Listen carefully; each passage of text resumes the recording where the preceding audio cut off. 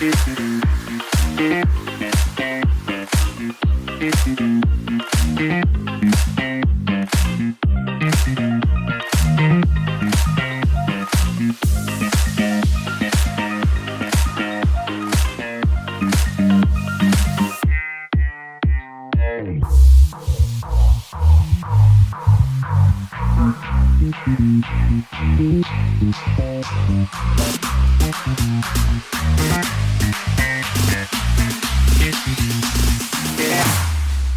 we go now.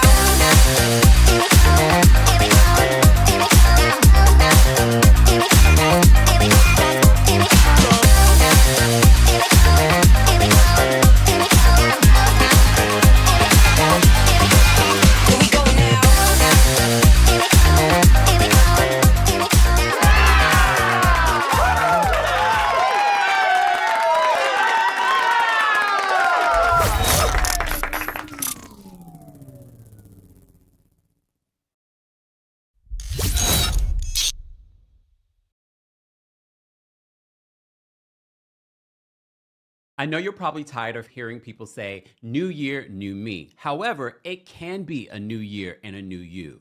Everyone is trying to get back into the gym. They're trying to do some weight loss things. You may have also heard of GLP-1s. Well, our friends over at RHOP has gotten you covered with the new GLP-1 pill. The pill is a new, more convenient and approachable way to GLP-1s if you've been thinking about it. A self-administered shot can be a bit intimidating. But now there's a pill that delivers comparable results. If you've been thinking about getting on a GLP-1, RHOP might be the way to do it. They have 100% online care, access to clinically proven, FDA-approved medications, free insurance checks, side effects management, dosing support, and more. RHOP offers the first FDA-approved GLP-1 pill for weight loss at the lowest cost around. The new GLP-1 pill has the same weight loss ingredient as the shot and packs comparable results to the shot. It can help patients lose 14% of their body weight in a year on average. This is based on a study in non-diabetics with obesity or overweight plus a weight-related condition with diet and exercise. You may have also seen Serena Williams talk about collaborating and endorsing RHOP as well. As a world-class athlete, she also wanted to drop pounds after having children.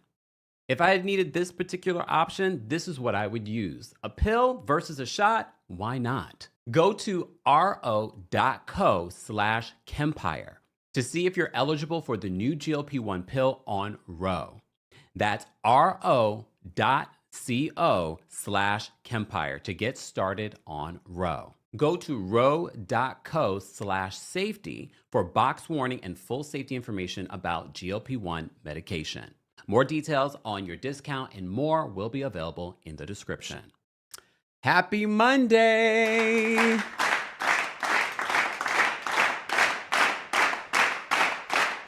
Happy Monday, everyone. Where is everyone watching from? I'm watching from a very cold place called New York City. I was going to say Antarctica, but no, I'm in New York City. Where we're having our second snowstorm in less than a month, but this time it's a blizzard. I'm so over it.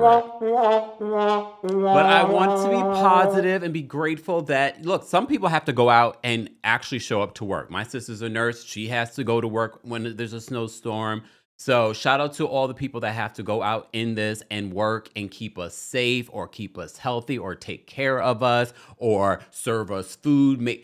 So shout out to all the people. Shout out to the emergency responders, everyone, okay? But I understand. I understand. So I'm not going to complain too much. I'm just over this winter, okay? All right? Can I just be over the winter? Can we all just commiserate for 1 second? All right, 1 second, we've moved on. Well, spring is right around the corner. As I'm trying to really believe it. Spring is right around the corner, all right? Ramadan Kareem to those that celebrate. Happy Lent to those that celebrate. Happy Lunar New Year to those that celebrate. Okay. Over the weekend, the BAFTAs happened. And I know I haven't had a chance because I was just trying to rest up, y'all. because I work a lot. So when the weekend comes, if I can really take a moment and just not do anything, even though I end up doing stuff. So I didn't report yesterday on what played out at the BAFTAs, which is quite disappointing because the conversation about people, black people being upset that a man that has Tourette's used the N-word at the BAFTAs and it was left in. Two things can exist at the same time. People can be upset that this man said the N-word and that he should apologize. I understand he has Tourette's, but you still offended people while on stage. It's like, all right. So for those that have been under rock and you haven't seen it, it is Black History Month. So we're going to start off this black reality TV show recap talking about something very black, okay, and the black experience. Because some of you still believe that the president of the United States is not racist. And he posted that monkey video with the former president of the United States, Barack Obama, and his wife, Michelle Obama. Some of y'all still. So for those that are still MAGA, you're associating yourself with racists. Even though there are plenty of examples before that. But I'm just giving you a recent one. Okay? But I'm talking to people that already understand. So someone clip this and send it to your MAGA relatives. Back to the BAFTA. So this played out over the weekend, and The Guardian writes this in regards to the controversy and how the backlash is becoming bigger and bigger. So they write this in regards to what played out. They said the fallout over Tourette syndrome activist John Davidson's outburst at the BAFTAs on Sunday continued after Jamie Foxx and Wendell Pierce expressed their dismay at the incident. Davidson attended the BAFTAs as I Swear, the film inspired by his life of dealing with hostility triggered by TS, was up for a number of awards. He was heard several times shouting during the ceremony, including using the N-word while actors Delroy Lindo and Michael B. Jordan were on stage presenting the evening's first prize. Fox commented below a post about the incident on social media saying, "Unacceptable and nah, he meant that ish." Journalist Jamel Hill said on social media, "Black people are supposed to be okay with being disrespected and dehumanized so that other people don't feel bad." And actor Wendell Pierce said, "It's infuriating that the first reaction wasn't complete and full-throated. Apologies to Delroy Lindo and Michael B. Jordan. The insult to them takes priority. It doesn't matter the reasoning for the racist slur." BAFTA's host Alan Cummings made two announcements during the ceremony explaining the situation, saying Tourette syndrome is a disability and the tics you've heard tonight are involuntary, which means the person who has Tourette syndrome has no control over their language. We apologize if you are offended tonight. Sinners production designer Hannah Bleacher said on social media that she had also had a racial slur directed at her and criticized what she called the throwaway apology. "I know we must handle this with grace and continue to push through, as we've done many times." This is Black History Month, as we've done many times. Okay. But what made the situation worse was the throwaway apology of if you were offended at the end of the show. A BBC spokesperson apologized for Davidson's shout, saying some viewers may have heard strong and offensive language during the BAFTA Film Awards 2026. This arose from involuntary verbal tics associated with Tourette's syndrome and was not intentional. We apologize for any offense caused by the language heard. For those that don't know, Tourette's syndrome is a motor control disorder that is characterized by muscular and vocal tics, with 10 to 20% of people with the condition affected by loud, involuntary swearing known as coprolalia. I will also just say this. Congratulations to oh my goodness, Ryan Coogler, because he broke a record at the BAFTAs over the weekend for his role in writing Sinners. Congratulations to the winners and I feel like they should be winning at the Oscars. So you know that Sinners, the movie, is nominated for a record 16 Oscar nominations, the most ever in Oscars history. It's so sad that in this moment where they should be celebratory about the monumental milestones that they're making, especially in Black History Month, that we have to deal with this.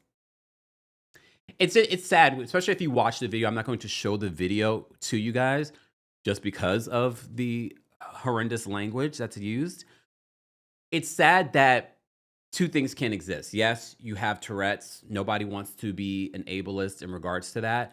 But standing up there on that stage and having a racist slur that has so much history behind it, and we don't know Michael B. Jordan or uh, what's his name? I apologize. I can't think of his name right now. Um, I can't think of it right now, but it's horrendous that they have to stand up there and hear that because you don't. What about their triggers? What about that? I remember the first time, and I told this story before years ago here on the channel about the first time I was called the N word. It was in a very public way not that public, but it was in front of a bunch of people in front of a classroom as I'm assisting handing out yearbooks. So you don't know what could be triggering to those two things. Thank you so much, Delray Lindo. Thank you, Ms. Parker. Two things can exist, but the fact that there's this conversation on social media about oh it's he has Tourette's, da da da. It's not, the racism doesn't exist anymore. Really? No. All right. Anyway, I wanted to talk about that because we are still celebrating the Black History Month and a lot of things happening this month. I saw that over the weekend. But anyway, but I did also want to mention this because I noticed that the Deadline's reporting that My Father's Shadow filmmakers Wale Davies and Akinola Davies Jr. won BAFTA Film Award for Outstanding British Debut on Sunday, but the BBC cut a section of their acceptance speech off. Davies Jr. closed his winner's remarks by dedicating the Outstanding Debut for a British Writer, Director, or Producer award to all those whose parents migrated to obtain a better life for their children. He continued, to the economic migrant, to the conflict migrant, those under occupation, dictatorship, persecution, and those experiencing genocide, you matter. Your stories matter more than ever. Your dreams are an act of resistance to those watching at home. Archive your loved ones. Archive your stories yesterday, today, and forever for Nigeria, for London, the Congo, Sudan. Free Palestine. This part of Davies' speech was removed from the BBC broadcast. Instead, the edit featured Davies Jr. thanking his family and his brother, Wale, for the nurturing this spark. A BBC spokesperson says, the live event is 3 hours and it has to be reduced to 2 hours for its on-air slot. The same happened to other speeches made during the night, and all edits were made to ensure the program was delivered to time. All winner speeches will be available to watch via BAFTA's YouTube channel. So Deadline revealed last week that the BBC had made preparations for politically charged speeches, with the UK broadcaster keen to avoid last year's national scandal when it streamed Glastonbury's festival act Bob Valan's chanting death to... I'm not going to say it just because we're on YouTube and you know how they'll do stuff. So I'm not going to do that. All right. Nia says YouTube keeps glitching. Nia, swipe out of the app and come on back. I have no control. I think for the most part, I am also streaming on Twitch. I'm also streaming on Facebook. So you guys have multiple options. We're also on X, right? X. Am I streaming on X? Let me make sure I'm still here. Hey, X. We're streaming. Anyway, so I will put a timestamp. I did want to just cover some of those things. All right. So we are here to talk about the Real Housewives of Potomac. So let's get into that. I'll put a timestamp for that. Oh, there's no Twitch? Did I not go live on Twitch? Oh, Lord. Let me go live on Twitch. Just in case I didn't do it. Sorry. Look, it's one of those Monday mornings. We're now live on Twitch. Bella says, wait, so they edited the speech but not the slur? So that's the criticism. All right, let me just mark this. If one of the mods can just remind me, we're going to start our Potomac recap at 14 minutes and 30 seconds in. Let's get into it. All right, so if you guys had to rate last night's part 2 of the Real Housewives of Salt Lake City, Potomac reunion for season 10 from 1 to 10, how would you rate it? Oh, I want to say this. I have some tea to spill. Because, and look, Wait, you could stream on Blue Sky too, but nobody's on Blue Sky. It's crickets over there on Blue Sky. It's crickets on Blue Sky. I'm there. I still post on Blue Sky, but it's like crickets over there. Are you on Blue Sky? I have a couple of people that are on Blue Sky, but it's like crickets over there.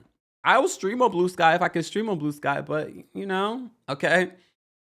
Marlene says Twitch is late today. Sorry, y'all. Look, again, I am doing a lot. So when I'm late, y'all understand there's a lot of preparation that goes into doing a live recap. I don't just watch the show and show up. I take notes. I'm preparing the technology of it all. There's advertisers that want to be a part of it. So there's a lot of steps that go into this, and it's me doing it. It's a snow day. I gave the team the snow day, a full snow day. Live.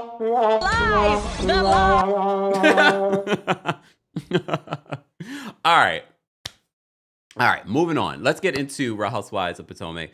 All right. Look, Singer DSC said, I don't know what Blue Sky is. It's another like X platform. I feel like Threads is getting a lot more love than anything. But all right, let me get into this. Where are my notes? Let's get into this. All right. So, last week's part 1 of the reunion ended between Wendy Asefo and Ashley Darby, and the things that Ashley Darby said once Wendy was arrested. And Ashley, she had a singing event at the day that Wendy was arrested. And she said, Zen Wen's in the pen. She says, oh, y'all think that it's a little new, but we've known all along. And I was just like, what did you know? And that wasn't addressed at the reunion. Why didn't someone bring that up? And maybe they did and it was edited out. We are watching an edited show. But I'm trying to understand, why didn't we address that particular part? Because that wasn't the only thing that Ashley said. Ashley not just said Zen went in the pen and was making jokes about this at her singing event, but she also says, y'all, it's new to y'all, but it's not new to us. Did y'all forget about that part? Okay, Jennifer's Ashley is so annoying. She is.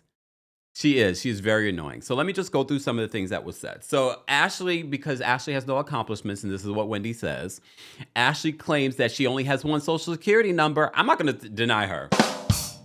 That was a good, quick comeback. She's like, I only got one social security number. And Wendy's like, so do I. Where does it say that? She was like 6'7", something. I don't like when I see grown adults do 6'7". That's such a kid thing. So when I see grown adults doing the whole 6'7", I'm just like, oh God. So she says, 6'7" says something else. So production shows what the articles were saying about Wendy and her 67 credit cards. Okay. So Wendy says, if you had accomplishments, you would speak of them. Well, that part. She's not telling a lie. If you do have accomplishments, wouldn't you just go off your list of accomplishments? I could go off of my list of accomplishments right now with you guys if I really wanted to. But could Ashley go through a list of accomplishments? She couldn't. Okay. So Wendy claims that this is something she's heard from other people, that Ashley has never liked her, that Ashley has this axe to grind. And look, P-Dub says the kids are even over 6, like it's so stupid. When she was doing this, 6'7", I was like, oh my God, she looks so corny. Look, Nacho said the same thing. Nacho says it was corny and fell flat. 6'7", I don't think the whole one social security number fell flat, because there are so many jokes that could come at Wendy, but these women are not equipped. They're not equipped. So Wendy really is getting away. She's getting away with it, because the 6'7" of it all was flat. It did fall flat. So Wendy claims that Stacey told her that Ashley doesn't feel any way and that Wendy deserves it. I like to see how Wendy and Stacey are really having each other's back. Even when those moments when Wendy really can't have Stacey's back, but she really tries, which you'll see in next week's, because I already saw the preview for next week's episode for whatever lies Stacey may have told about Chris Samuels. But if you saw the preview, like I just saw the preview, then I'm like, they're bleeping out some person's name that brought information. about Stacey bringing information to Chris about Monique and their situation, it doesn't land because you're like, all you hear is this. So who said it? But the group is sort of like, well, yeah, that person has a lot of credibility. No, we need to know who this person is because y'all don't have credibility. Y'all don't have credibility. I'm not going to, you guys have been coming for Stacey this entire season. And I'm not saying that Stacey is innocent, but y'all have come for Stacey so many times this season and it's fallen flat 9 times out of 10. So it's hard to even take whatever any of you say with any sort of like weight, including you, Monique. We'll get to Monique. We will get to Monique because Monique, you are a snake. Oh, wait. You are a snake in the grass, okay? In whatever that outfit was. The outfit looks worse in person, y'all. Riley, your only saving grace, Riley, is that we've seen you do so much better in other dresses. Monique should take the L because Monique was like, oh, this is inspired by my healing journey. I went to Egypt. They're upside down pyramids. Riley tried to bring to fruition what you wanted. So Riley, we're going to give you a go because you've gotten it right 9 times out of 10. This ain't it though. No. Look, no. And production knew it. You saw how they zoomed the camera? They had the camera go up from the leg to the top. I said, she's lucky she's pretty. She's lucky. She's lucky. All right, I digress. We'll get back to Monique and her being a snake in the grass in just a second, okay? And yeah, get your snake emojis ready because she's a snake. Ain't no good gonna come to you, Monique, but I've been seen through you. The rest of these folks might not see through you, but I've seen through you, okay? I see right through you. All right, moving on. So back to Wendy and Ashley. So Wendy claims that Stacey told her that Ashley doesn't feel a way about her getting arrested. Stacey was like, I was losing sleep about Wendy, being in jail and things like that. I mean, I wasn't losing sleep personally, but I don't know her. Okay? They know Wendy. I don't know if I would still lose sleep though if I knew her. I mean, if we were personal friends, like friendly like that, maybe. I don't know. But I wouldn't lose sleep over it. It's not my stress. You know what I mean? But okay. Maybe it was a family member that, yeah, you would lose sleep, but okay. Anyway, I've digressed. So Ashley claims it was because of Wendy's devilish grin in her mugshot. So Ashley, none of what you're saying lands for me, right? None of what Ashley says about this grin. So that was the reason why you felt like you could make a joke about them getting arrested? If it was AI generated, then I could see making a joke. But it was a real thing. You knew it was real. All of Ashley's excuses did not land. Okay? So Ashley says that she apologized to Wendy's kids. And Wendy was like, my kids don't know your ass. That made me laugh. Even Giselle, she's like, they've met your kids. She's like, my kids don't know it. They don't care what you think. I know that's right. I'm glad she said that because we knew that. We knew it in our heads, but we were grateful that Wendy said it in the moment. She's like, my kids don't know your ass. And just because they film together doesn't mean like they are actually personal friends and things like that. And they've hung out. Okay. All right. Moving along. So Ashley says that the dynamic in this group is different now. And then they flash back to some of the terrible things that this group has said to each other over the years. Okay. So they flash back to the moment when we see, where was that, at Wendy's home, where Karen and Giselle are going at it. And Giselle says to Karen, oh, I'm going to tell your whole truth, your drunk truth, your money truth. And I was like, wait. This was before the DUI. So I was like, well, the fourth DUI. So I was like, wait a minute. Not the whole truth. Cheating truth? What? Wait, did she not say whole truth? Did I just make that up? Just go with it. I love how I called myself out. But did I just make that up? Not the whole truth. Wait, maybe she did say it. Can someone confirm? Did she confirm? Oh, wait, I forgot to tell y'all, speaking of Ashley, I started talking about something and I forgot to tell y'all something. Guess who blocked me? So y'all know when I'm creating the thumbnail, sometimes I go to these housewives Instagram because sometimes they have a better photo than what's available online. So I went online to go look and I was like, okay, maybe Ashley has a better photo on her Instagram. And I went looking for the Instagram. It wasn't coming up. I was like, wait, maybe because I don't really know her Instagram, I don't follow her. But I've seen randomly, because you know how the algorithm is. Randomly, I've seen posts from Ashley before. Okay, so so I go to the Instagram. Well, I can't. It says, sorry, this page cannot be found. And you know what that says to me? Because y'all know, look, I'm hard on Ashley, but I know the internet streets are way harder on Ashley, talking about her forehead, talking about all the gullum of it all. I don't feel like I'm that bad on Ashley. And again, I never understand when people block me because I'm not in your comment section. I'm not DMing you. I'm not tagging you. So exactly, Bella says you've been blocked by better. Yeah, the Anita Baker of it all. Okay? Exactly. Mary Jane, this is what I'm saying. So between Giselle and Ashley, that's what stood out to me. I was like, oh, so you're far more sensitive than you claim to be. Because if you're blocking me and I'm not tagging you, I'm not in your comment section, I'm not DMing you. I'm like, what? I was like, wait a minute. So Mary Jane says, Ashley blocked you, but Angel's too sensitive. Angel, I know you watching, girl. Bring it up. Bring it up. Ashley's blocking me, but Angel's too sensitive.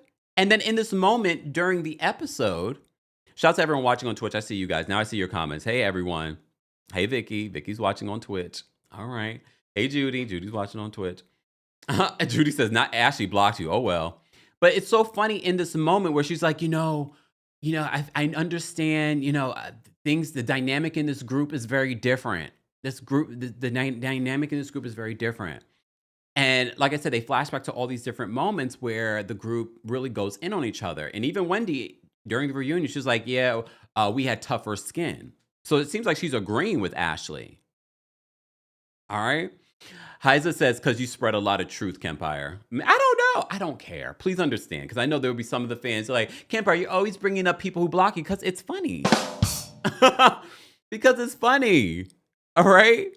So Ashley says that maybe she could adopt more of a level of sensitivities or boundaries of this group. She says, but I have always operated this way. When she said that, I said to myself, Ashley, you literally just said that you have been in this group for 10 years and you refuse to evolve or mature. Because we're talking about you were 10 years younger. Hopefully you would have evolved. You would have shown some maturity. You have not. You've probably become worse than when you were first on the show.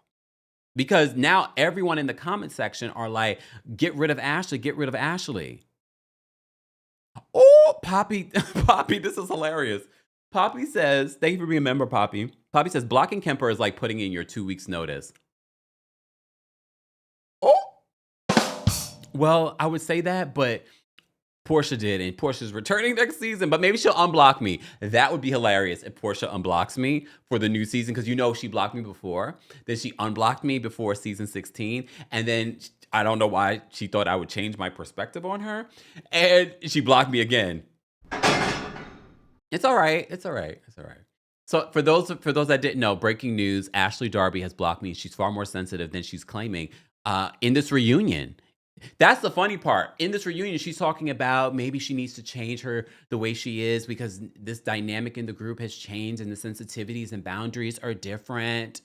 Apparently, your sensitivities have changed too. Angel, did you hear? Look, Angel, I know you watching, girl. Hey, Angel. Angel's probably like, can he see me? Like, right? Angel's probably like, wait a minute. Can he see? No, Angel, I just know you're watching. Hey, Angel. All right, moving on from that. So she says, but I've always operated this way. So she's not willing to evolve. All right. So we then get Ashley's second bloom. What do you call it? Second bloom portion of the show, her package that they play. So Andy says, you know, your second bloom, whatever that is. And everyone was like, oh, come on now. So Ashley, they go through her second bloom package, all right? Ashley says that she will never, because they asked the question about her getting $20 million. The internet street says that Michael Darby his net worth is $20 million. That usually is quite off, y'all. It will give you an indication on whether or not someone has money, but it's never really going to give you an indication of their real net worth, okay? But she says, you know what I've learned from being on this platform is that I will never tell anyone how much money I have or how much money I got in my marriage. If y'all think that Ashley got $20 million in her divorce, it's sunny and balmy and feels like 70 degrees here in New York right now. Okay? Lies! The lie! Okay? If you believe that Ashley got $20 million in her divorce, here's the thing. Ashley wants people to believe that she did. She thinks she likes that narrative. Mind you, it was just a couple of reunions ago that she was revealing that she might not get anything in the divorce. She did end up getting something in divorce. She's probably getting some sort of child support. He bought the house for them, which is like almost a $2 million house. That's all she got. I believe. Okay, I believe that's all she got. She definitely did not get $20 million. Okay, but she wants that narrative out there to make it seem like that's what happened. Yeah, maybe she got the $20 million. Maybe she didn't completely drop the bag when it comes to marrying this man, because everyone said she only married this man so that she could be taken care of, and that's why she doesn't want to date Josh. Because she wants to be a sugar baby. She has no qualms about that narrative. Ashley, this is why Wendy says you have no accomplishments, okay? But some might say that is an accomplishment. But even that, apparently she may have dropped the bag when it comes to Michael Darby. All right. Okay. Moving on from that. All right. So apparently her and Michael Darby are co-parenting. It's in a better place, she says. Okay? It's in a better place. Then the whole conversation about Josh Harlow comes up. And Stacey's like, you brought that man on the show. You humiliated that man on national television. Here's this part of the reunion that I've played so many times. And I played it begrudgingly because I couldn't understand what she was saying. So it seems as if Ashley and Josh ended up breaking up the day before they filmed. And he ended up hitting her up and saying, you know, I want to see you. But she told him it has to be filmed.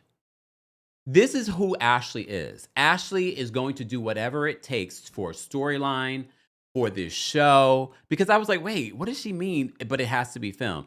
Because she wanted a moment. She wanted to have a moment. That was a part of her storyline. Because I kept on playing, trying to give her grace, to be honest with you. I was like, wait, did she want to have it filmed because she wanted to continue her storyline in regards to what happened between her and Josh, because they did break up the day before? And maybe that's what she was alluding to. But at the same time, it's like, why does it have to be filmed? Exactly. KBC says she set him up to break up on television. But he knew it was coming, because that's what she's saying. He knew that they broke up the day before, but he wanted to be on. Josh, you're pitiful. Because she broke up with you on camera and you still are dealing with this woman that's just using you for some sort of storyline. Apparently, she's still dating the man. But Josh, you like it, we love it for you, because you're lame, okay? If you run in after Ashley Darby and she basically called you a brokey on national television. She called you a brokey. She said that basically you have nothing to offer her. She's looking for someone that can fly her out. That's what she's used to. And you want to still run after that tail? Go right ahead. Go right ahead. I don't care. That's what you want to run after? Run after. Go ahead. We're not going to even call you Josh Harlow, because Josh Harlow has more swag than that. Okay, fine. That's what you want. But I love the fact that everyone was like, yeah, you basically humiliated him on television. We all saw it. Even Wendy's like, yeah, we saw it. We saw you humiliate this man on national television. All right. Then they start talking about the Charisse and the her son of it all, okay, Jackson. So Ashley says that, it was just a kiss, but she alluded that it might be more. And everyone was like, so why would you allude that it might be more? She alluded that it might be more in the moment with Charisse. And then you alluded on Watch What Happens Live that it might be more. It didn't make sense. Hold on, y'all. But for me, it just confirmed what Ashley was doing. Ashley was trying to have a moment. Charisse ran along with that moment because Charisse, you're not innocent. Because when they flash back to the family fun day, Charisse in that negligee at this kids event, weirdo. Every time I see that moment, I'm like, you're weird. But we know Charisse is weird. Charisse turned her son's hookup into a press tour. And I know a lot of people speculated they thought that Ashley and Charisse came up with this as some sort of storyline. I don't think so. I think they're just both thirsty. Ashley wanted a storyline. She wanted to run with that. The season was lackluster. So that's why you had that moment. Hence, now fast forward, we're still talking about it. It's now being talked about during the reunion. I don't think it's necessarily about the age gap in regards to them dating. The people find it weird because you saw this kid grow up. This is your friend's son. That's what they find to be weird. It's not illegal, but they just find it to be weird. Okay? Understood. Wendy's just like, no, that couldn't be me. This is like mom code. All right? It's mom code. All right. Moving on. So Ashley addresses the handling of the alluding that it might be more. Okay? Fine. All right. Then she says that Charisse tried to turn it into a whole press tour, whatever it may be. Not Charisse. Ashley's an unethical basura. All right. Hold on, y'all. I'm trying to. My throat is still. Oh, I should have gotten a lozenge. Oh, I gotta keep lozenges in here. All right, so they talk about that, but then Ashley brings up that Charisse always says that she wants her to date her son. And she always refers to her as her daughter-in-law. And that's why I'm like, Charisse is not innocent here. Ashley's not innocent here. They wanted to turn this into a storyline. And I'm just sort of like, I don't care anymore. I'm done talking about this. I'm glad we won't have to talk about this anymore. Don't bring Charisse back next season to talk about this some more. I don't care. Okay? I really don't care. I did see, what's his name? Andreas from Karen's favorite restaurant there in Potomac. Apparently, there's some sort of watch event happening in Potomac for the final part of the reunion, with Ashley being the guest star. And apparently, Andrea says, "Oh, I might bring Jackson to the event." You're welcome for the promotion. We don't care. Okay? You want to date Jackson? Go ahead and date Jackson. You won't be back next season. If you come back next season, she'll be a friend of. All right? She'll be a friend of next season. I don't see her coming back full time next season. And she confirmed that. You remember the episode that she went on a press tour, Ashley. She went on a press tour. And she talked about this. I forgot the name. It's the young lady from Love is Blind. Her show that she has. And she basically alluded, a while ago, I felt a way. Let me play the clip for you. Hold on, because I got to play it. And I know this is live, and I know we have our Married to Medicine recap happening at 3 p.m. Eastern. Don't forget, guys, also the Kempire After Dark live show is happening in New York City in like 2.5 weeks. Have you gotten your tickets yet? 2.5 weeks. The Green Room 42 in-person tickets are available. Tri-State area. I know we're having a snowstorm right now, but in 3 weeks we be thawed out. Okay, it's a night of hot topics. Things that I can't talk about here, I'll be able to talk about there. Taria Faison is going to be our guest host, and she's got a lot of tea on the Wendy of it all. She's been telling me some of the stuff that she's been finding out, and she's holding on to it until March 13th. And there's a hearing right before our live show for Wendy, and she's going to that. So if you want that tea to be spilled, I'm sure there'll be things, especially in person. Shout out to the live stream. There's a live stream option. So if you can't make it and you want to be able to watch the show because after March 13th, you'll be able to do that with the live stream ticket. But when you're in person, there might be things that she might forget to mention. And you're in person, she might spill it in person. Pageant Mommy, I'll see you there. She says, looking forward to seeing you there. See? Go get your tickets today, all right? Go get your tickets today for the Kempire After Dark live show happening in New York City, March 13th. We are not sold out just yet, but go get your tickets. Don't waste your time. But as I said before, there's a live stream option. Check out the description in regards to those details. But let me play the clip to what Ashley said, because Ashley basically alluded that she will not be coming back next season. That's the vibe that I got. Shout out to our friends over at No Chaser TV. They had the clip, so I want to play it for you guys. What she had to say. I have a lot to go over today. Hold on, y'all. Let me see something. Where is it? Where is it? Where is it? Where is it? Where's the interview that she did? I should have saved this. Because I know it was No Chaser had it. Hold on, y'all. Keep liking the video while I'm looking for this, y'all, because I did not plan to even mention this. But I said, oh, let me talk about this. Where is it? Maybe, see, that's the thing about the algorithm. When they show you stuff that probably was from like a week ago. And I'm trying to find what she said. Oh, I can't find it. Unless they took it down.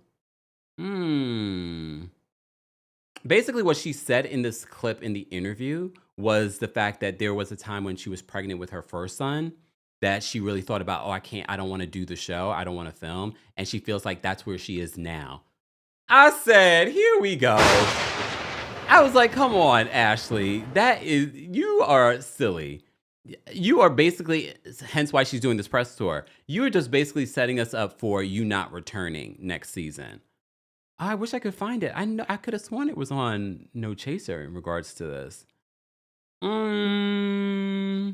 I guess I can't find it, y'all. I wanted to play it for you, but I can't find it. And you're probably like, I don't want to hear her voice. I get it. I get it, but I wanted to play it for you guys just to prove my point. But there are other things I could play for you from this. Lord have mercy. That's funny, though. Anyway, so she's basically already alluding that she won't be coming back. I think she already kind of knows. Coco Vibration is building the narrative. So she's already saying now she kind of feels the same way. Why would you feel the same way? You really didn't have any sort of issue this season. You didn't have, why would you feel that? I can understand being pregnant and not wanting to be on the show. I can understand that then. But now all of a sudden you want to, now you feel like you're in that space again where like, oh, I don't know if I want to do the show. I think she knows the writing's on the wall. I definitely think that Ashley knows. Oh, thank you so much. This ain't Phaedra. This ain't Phaedra. Maybe that's where I saw it. Thank you. I think that's where I saw it. Sometimes I can't keep up with all the places I see stuff on social media. See, y'all are helping. Y'all are helping us produce the show. Hold on. Let me bring it up for you so you can hear her. Hold on. How do you personally feel about this season and your journey? How do I feel about it? Yeah.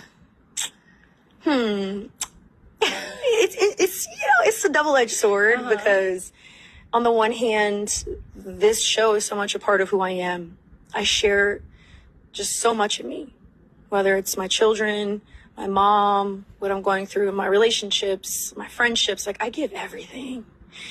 And now that I'm like redefining what that is, it was a little harder for me. Yeah. This is probably the hardest season I've had since I had my first son.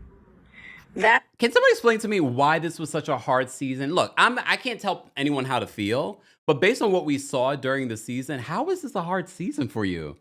More than Stacey? More than Stacey. And you talk about sensitivities. You blocked me.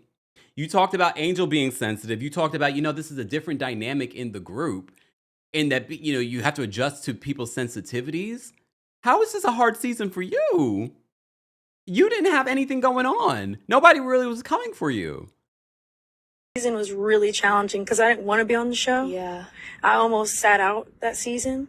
So I feel like I'm almost in that place again. Okay. I've been seeing like a lot online. She feels like she's almost in that place. Okay, girl. Ashley basically telling y'all she's not coming back next season, y'all. Anyway, let me move on because we spent way too much time talking about Ashley. We spent way too much time talking about Ashley. All right. Let me just address everything else that I wrote down here. Ashley says that she doesn't like to call John, her stepdad, because Andy refers to him as a stepdad. And then he asks about his recovery journey because we know he went into rehab. John, he went into rehab. Y'all remember that's my favorite part from our recaps this year. This season, when Uncle Lump was like, John, you talking about John? Because you know they never say his name on the show. Okay? So, she says now, though, she doesn't really want to talk about where he's at with his recovery journey. You don't want to talk about where he's at with his recovery journey, but you made it a part of your story this season. You made it a part, and yes, it's a part of her mother's story as well, but that's not your story, personal story, Ashley. You made all of that a part of your storyline, bringing it up on the show. And now you don't want to talk about where he might be at when it comes to his recovery.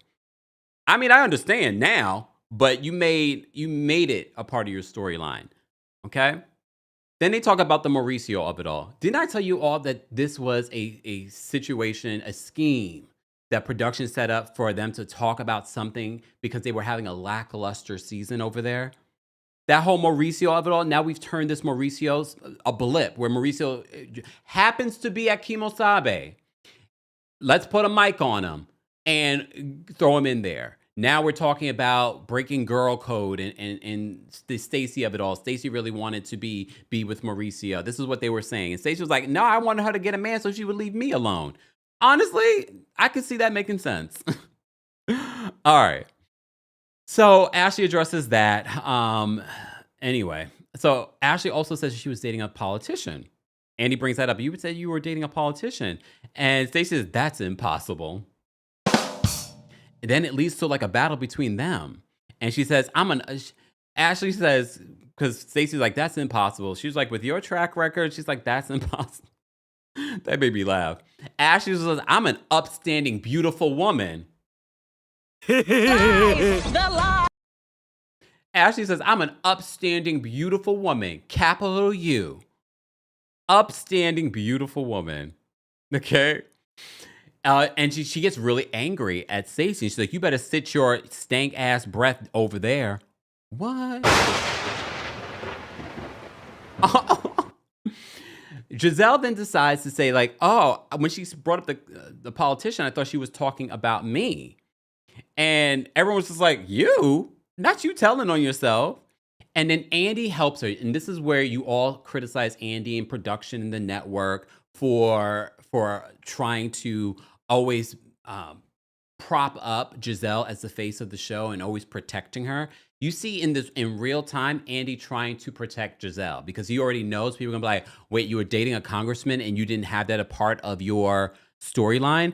And Andy was just like, oh, you're talking about after the season you were dating a congressman. And you see Giselle clocks what he's doing. And she's like, yeah, after. And she's like, yeah, the congressman wouldn't be on television anyway. Okay, y'all just keep ruining your own show. You keep ruining your own show by putting all of your eggs in a basket in one person. You have not learned your lesson. I've been saying that about Real Housewives of New Jersey. You guys put all of your eggs in the Teresa basket, and now the show can't even come back because Teresa's just like, I'm not filming with my sister-in-law. Now she is, but back then, I told y'all, go rewind the tape. Rewind the tape. I was saying that during our Real Housewives of New Jersey recap. Stop putting all of your eggs in one housewives basket. But anyway, I've digressed. Let's get to Keiarna's life, her condo, her man, her things, and her picture frame. Lies! Tears of Joy says, running it into the ground. Okay? Penny says, nope, get rid of Giselle too. Ooh. All right. All right, so Keiarna pulls out her picture frame because everyone's asking, did she get engaged? She pulls out her picture frame, so you know I had to pause the video. Y'all wonder why I'm late, because I don't just watch the show and take notes. I watch and I stop, I rewind, I go back. So 42 minutes of a show ends up being like over an hour for me. So I pause the video and write down what was on the picture frame. Oh, let me just remind you the picture frame, all right? Let me bring up the picture frame. And while I'm doing that, guys, don't forget to like today's video. All right. So I paused the video. You can't see it here. All right. Oh, wait. I wish I got a better shot here. What is this? Turn up, love digs. All right. But this is what it said at the top of the picture frame. All right. It says, to the love of my life, happy to make this house a home with you. And then you can see at the bottom there, it says, turn up, love digs. Really? Really? To the love of my life, happy to make this home with you. Did he not say love you? He just says turn up, love digs. Is that what we say to our friends or your lover? Turn up, love digs. Okay. All right. Look, all right. So she brings out the picture frame and she's like, I actually love picture frames. I don't think she knows how that sounds, how that lands. But girl, you like it, we love it for you. I'm just not interested in watching this be your storyline anymore. I'm not interested in you anymore. Keiarna, beautiful gown steward. And she literally stands up when she's arguing with Jazzy and she's just like showing off her beautiful gown. And I'm just like, yep, exactly. That's all you have to offer. Here's the aha moment that I had from her interaction with Jazzy. The aha moment that I had was that Keiarna has never had to be anything but the beautiful girl in her life. She's always been beautiful. We could tell from her mama, her brother. She's always been beautiful. And people, we have all said it, beautiful woman. Beautiful. She's beautiful. Okay? But that is all she feels. I'm not saying that's all she has, but that's all she feels that she needs to bring to the table. In a relationship, to this show, probably to her friendships. That's all she believes that she's able to offer. KBZ says, cue the small, tiny violin. The violin is dead, y'all. But look, it don't work, but I'll pull it out.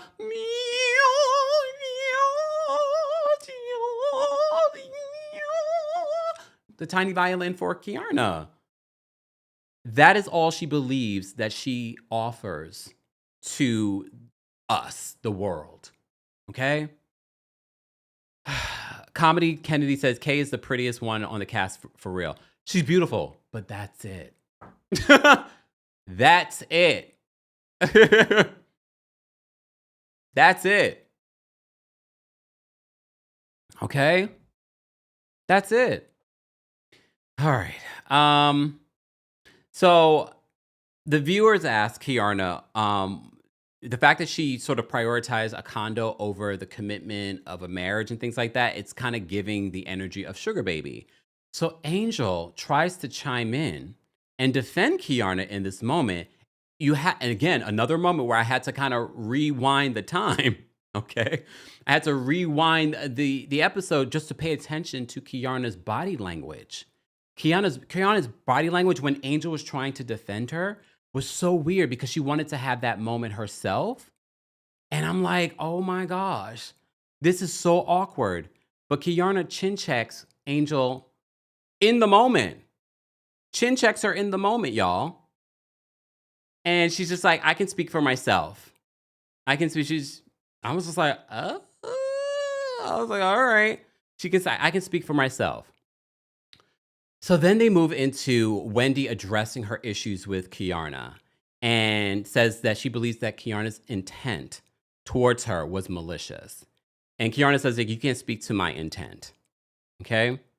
Well, 7 says, can't be a sugar baby to a man that only has salt.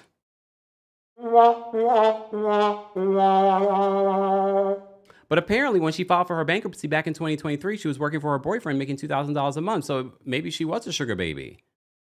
She does say that she's worked her entire life. She's had her own business since she was 23. She's always had like her own businesses since she was 23.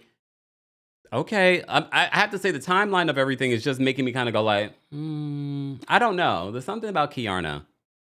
It just doesn't add up. The math isn't mathing for me, but fine. We talked about some of that already, okay?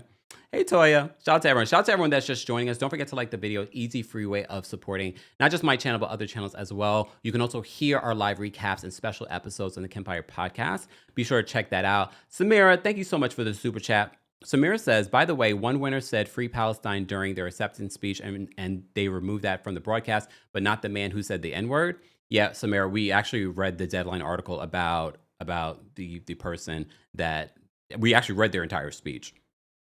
AJ, thank you so much for the super chat. AJ says Ashley's 6-head needs to exit. Jazzy, take her place. I'm on the fence about Jazzy now, y'all, after this reunion. I'm a little on the fence. I'm not completely against Jazzy, but I'm a little on the fence with how she handled herself during this reunion. Allie, thank you so much. Or Ollie? Thank you so much for the super chat and for being a member. The ladies are too sensitive, but Ashley didn't have the same energy for Candace. She was constantly crying that Candace takes it too far. Girl, bye. Good point. Very good point. Dana, thank you so much for the super chat. Dana says, all of Wendy's accomplishments, and yet she still ended up in the same place as Ashley with a mugshot. Well, no lies told. And that's the funny thing. That should have been Ashley's read. All of your accomplishments, and you're still here on the same show as me. And I can't deny it. Wendy right now is an easy read, but these ladies can't read. Can you imagine if Wendy was in Atlanta? These ladies can't read. But you're right. You're right. Dina, thank you so much for being a member for the super chat. It's almost our Taurus season, just saying. Dina, okay, Pisces, calm down. Happy Pisces season, because I already know they're so sensitive. They're so, watch, this is going to trigger them. Do you know those Pisces are so sensitive? Dina, thank you for the super chat. Dina says, the production cam was edited to make it seem like Stacey admitted to dating Chris. That was a match cut, plus audio. Play it back. I definitely think that there was something that happened between her and Chris. Do I think that Stacey brought information back to Chris? Possibly, but I feel like there's so many people that could have brought this information back to Chris. There isn't just one person that this possibly could have gotten back to Chris. Rahina, thank you so much for the super chat. Rahina says, made alive. Yay. Hi, Kempire. Hey, Rahina. And thank you for being a member. Way of Keith, you got a new photo. Way of Keith says, Hussy Darby continues to use her, kitty cat as a storyline, and it's old news now, just like her marriage to Michael. She's using that hot pocket to stay afloat. And based on what she said when her reason is for not dating Josh, that kind of lands as that. Sorry, Ashley. I'm not saying it's wrong. I'm not saying it's right either. You'll find this on T. Thank you for being a member. Thank you for the super chat. She says, good. Looks like my campaign worked. Bye, Megamind. Not your campaign worked. Miss Nubian, thank you so much for the super chat. Miss Nubian said, beautiful photo, beautiful smile, Miss Nubian. Miss Nubian says, Kay is a bully, plain and simple. Well, she's going to call you a black Karen because that's what she was calling Stacey. We're going to talk about that in a second. So Wendy basically says, Wendy brings receipts. Remember the event that Keiarna was talking about? Well, Keiarna brings a photo of the room. Keiarna, that did not land. While Wendy brings a photo that someone took of them hugging after her speech. Keiarna's whole thing was, oh, she didn't address me. She wasn't very friendly to me. Wendy's receipts landed. Yours did not, Keiarna. Yours did not. Because basically Wendy was like, we hugged. What was the issue? There was no issue. You were reaching. And still to this day, even all the interviews that Keiarna has done has not shown us what was the real issue between you and Wendy this season. What was the issue? All right, moving on. So speaking of the whole issue between her and Stacey, Keiarna calls Stacey a black Karen for calling her aggressive. Stacey says that she has a responsibility herself as a black woman not to perpetuate the stereotype. So she says that Keiarna also needs not to perpetuate the stereotype. I don't know how I felt about Stacey and how she addressed that, because I don't feel like we as a people or black women need to act a certain way, need to be prim and proper to appease other people. Was Keiarna's behavior aggressive and maybe unhinged according to some other people? Maybe. Those characterizations can be said. However, the whole trying to be prim and proper so that we don't appear a certain way to certain people, I don't like that. I don't like that. You could do what you want, Stacey, on how you want to conduct yourself, but asking someone to do that. But at the same time, here I go twerking on a fence. But at the same time, was that the behavior that Kay was distributing? Well, then there's that. Do I think that Stacey was trying to play into a stereotype with Keiarna? I don't think that. Gloria says, hold on, Gloria, get your comment. Thank you for remember, Gloria. Gloria says, I actually agree with that. Two things can be true. All right. All right. Give Me Shelter says, I agree with Stacey because why is Kay bucking on screen for what? That's the thing. In these particular moments, I feel like the energy that she was giving to Stacey wasn't necessary.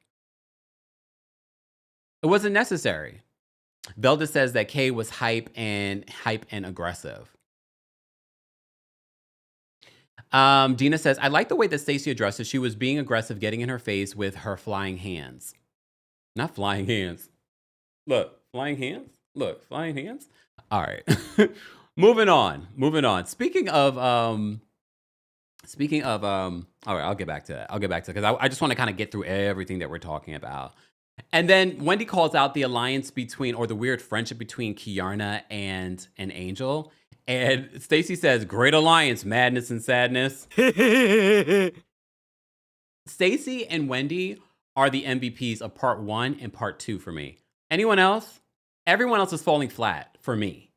But you have your right to disagree. It's all about how you share it, though. Watch your mouth. Watch your mouth. Okay. I think Kay gets what's the word? She gets upset because she's not able to articulate herself in the way that she really wants to. She's not quick. She's not witty in regards to how she addresses the women. So that's why sometimes she'll turn up the way she turns up. But yeah. Superstar 7 says, I screamed when she said that. She said, great alliance, madness and sadness. I laughed too. Madness and sadness. All right. So Jazzy ends up coming out, y'all. Okay, Jazzy, I try to give you some grace with this outfit, but after seeing it in motion, the outfit is not outfitting for me. Shout out to the the Nigerian designer. But Jazzy, the outfit, it looks better in this picture than it does in real life, if I'm going to be honest with you. But even in the picture, everyone hated it too. But okay. But all right. Her face would look beautiful though. Beautiful face. Okay. All right. Jazzy says that she hasn't met Cardi B yet. You won't because they've broken up. But because she missed the one game that Cardi had attended because her husband and Cardi B's baby's father, because I don't think they're together anymore, are on the Patriots. So Keiarna says that she didn't recognize Jazzy on the train. She's like, I didn't recognize her. She wants to be so. And then she says to Andy, she's like, Ashley and I saw her on the train. I was like, oh, there goes. Her whole voice and demeanor changes. She's like, oh, I was like, oh, there goes Jazzy. So Andy's like, so you did recognize that it was Jazzy. I didn't recognize her. She looked beautiful here, but I didn't recognize her. And I was just like, in that moment, I was like, oh, you feel like you don't need to give anything during this reunion. Keiarna, your reunion, if I had to grade your reunion, I have to give you an F. I was going to say a D, but that was going to be giving you a grade on a curve. But no, you get an F. The picture frame didn't land. You're still not engaged. You're not able to have quick comebacks. Every argument that you've had, you flopped. Your one alliance. And this happened on the Miami reunion between Adriana and Gertie. Remember we talked about that? Where the person that's your alliance, if you can't work with them during the reunion and you're basically fighting with them, you failed your alliance. So the one alliance that you have here, you don't have. It's not landing. You see how Wendy and Stacey are playing off of each other? They get an A. All right, Mary Jane gave her a D-. How would you guys grade her? Taurus with the T says she gets an F. F-. Wait, is an F- a real thing? Is an F- a real thing? I didn't know. All right. Before we move on, before I forget, I am going to drop the call-in link for the audience. Not the audience, for our members first. So if you're a member of the channel, I'm going to drop the call-in link for Royal Court and higher members because we know we have tiers. Become a member today. So shout out to our Royal Court and Senior Royals. I'm going to drop the call link for you guys first. We're not taking callers just yet, but I just wanted to drop it before I forget. All right, so let me just do that now. And if you're listening to this on the podcast, so shout out to those of you that listen on the podcast, you can Also, give us a 5-star rating on Apple Podcasts and on Spotify. So let me just post this for Royal Court members. Team Kempire members, I'll drop it for you guys once I get closer to the end of the reunion, but I want to give our senior royals and Royal Court members a chance. Live chat, we have nearly 3,000 of you watching. Let's get to at least 1,000 likes, okay? And Two Foxy says, F for flat. You're right. F for flat in regards to Keiarna. Oh, Keiarna. Lord. All right. Guys, don't forget the Kempire After Dark live show returns to New York City on March 13th. There is a live stream option as well. If you enjoy what we do here, well, guess what? It's completely unhinged. It might be a little aggressive. All the things in person. Go get your tickets today if you're in the tri-state area, Philly, DC. We got people flying in from Kenya. All right? We had people flying in from Europe. We've had people flying in from Canada. This is your opportunity to see our live show in person. It's the only show I have booked for 2026. I'm not working on any other shows. I promise you, I'm not. So this is your only opportunity. You already see the amount of work that goes into just promoting and putting together this show. Can you imagine all the other shows that we've done before? That's why I'm not doing another show this year, all right, or a tour this year. So, all right, unless we get a touring company, then that's a whole other thing. Then we'll make the announcement, but that's not happening. Sorry. Just being honest. I'm being transparent. All right. Moving on. Let me get to my notes. So Jazzy comes out. Keiarna didn't recognize her on the train. Ashley apparently spoke to Jazzy, and Keiarna turned and looked like, oh, that's Jazzy. And then Andy was like, well, if you seems like you didn't know that was Jazzy. Okay. Way of Keith says, Kempire go to pull. This is funny. Way of Keith says, Kempire going to pull a Stacy on us and pop out with another show. Well, I'll be honest with you. There are no conversations. Unlike Stacy, there are no conversations about another show. There are no conversations right now. So I'm being transparent. Okay? Being transparent. That was good though, Keith. All right? So Keiarna says that Jazzy looks beautiful right now. Well, she looks right now, but she didn't look like this on the train. Okay. All right. So what exactly did Keiarna say about Wendy to Jazzy? Jazzy says, well, Keiarna said a lot, and she had a lot to say, but she didn't share everything out of respect for where her and Keiarna were at the moment. Kay says that Jazzy has her 15 minutes and not to waste it on her. Because she wants to, everyone's going to come at the friend of, like, oh, because they know that you want to be more on the show. You want to be full-time. And clearly, Jazzy wants to be full-time. She wants to be on the show. And I will get this to Keiarna. Keiarna, hence why I'm not giving you the F-. I'm just giving you an F. This did land for me. So Keiarna says, you have 15 minutes. Don't use it all on me. I liked it. You don't have to. Okay. So Jazzy then drops some tea and says, oh, Keiarna stole Greg from his wife. What? And everyone's like, what? Oh my God. So Keiarna went on social media after this came out, because I'm not going to sit here and automatically believe Jazzy. I'm not, especially when you're recording people's phone calls. And not one, not two, but three, but four people confirmed that they've had a similar experience with Jazzy. So I'm kind of giving Jazzy the side eye. I am definitely giving Jazzy the side eye in regards to it when she's addressing her issues with Stacey. Y'all really should have figured that out and worked it out. Y'all shouldn't have turned on each other, okay? But especially you, Jazzy, because it didn't land for you. You're recording phone calls, and then Wendy's confirming it. Angel's confirming it. Keiarna's confirming it. But in regards to Keiarna taking Greg from his wife, first of all, I don't even agree with that terminology. But Keiarna says in an Instagram story, a PR statement, all right? PR release, press release. So Keiarna says this: the allegation from tonight's episode crossed the line and warrants a response. For clarity, I met Greg during CIAA. weekend in 2022. His divorce had already been finalized. That timeline is factual and verifiable. There was no overlap.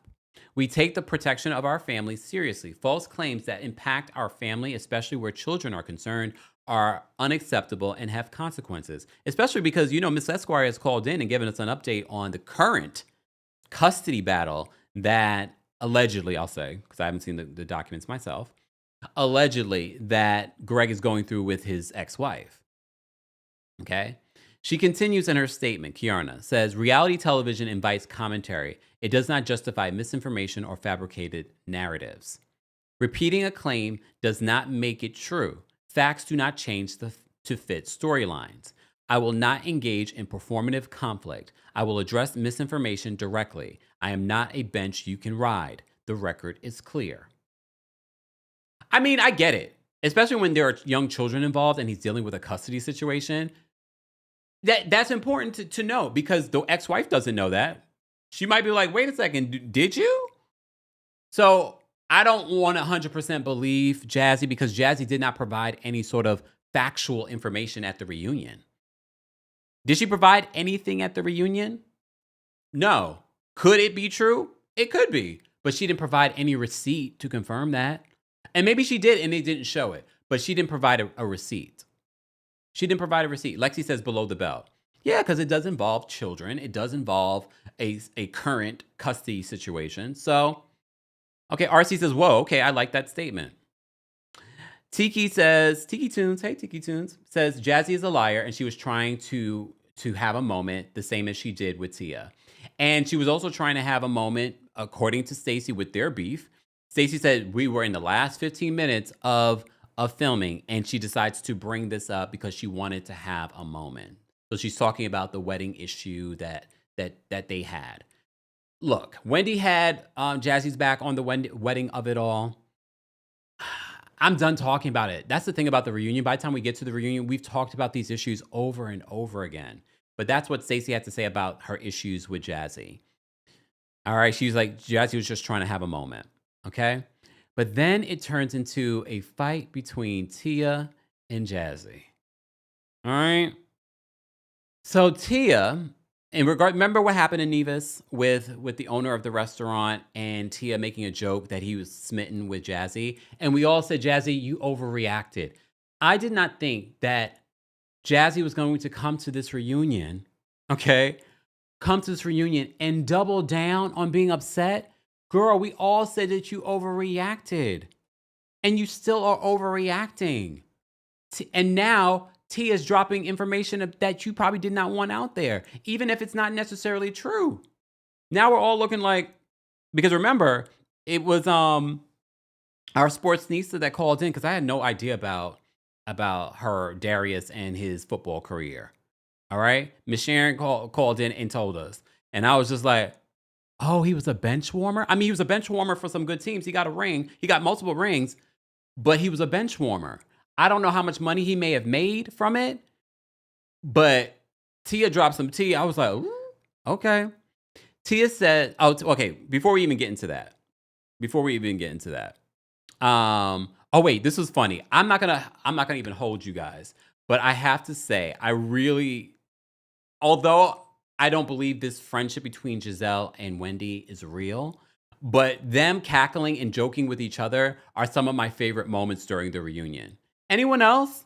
I don't believe that the friendship is real, but I do believe like them not fighting anymore and seeing them play with each other during the reunion is funny to me.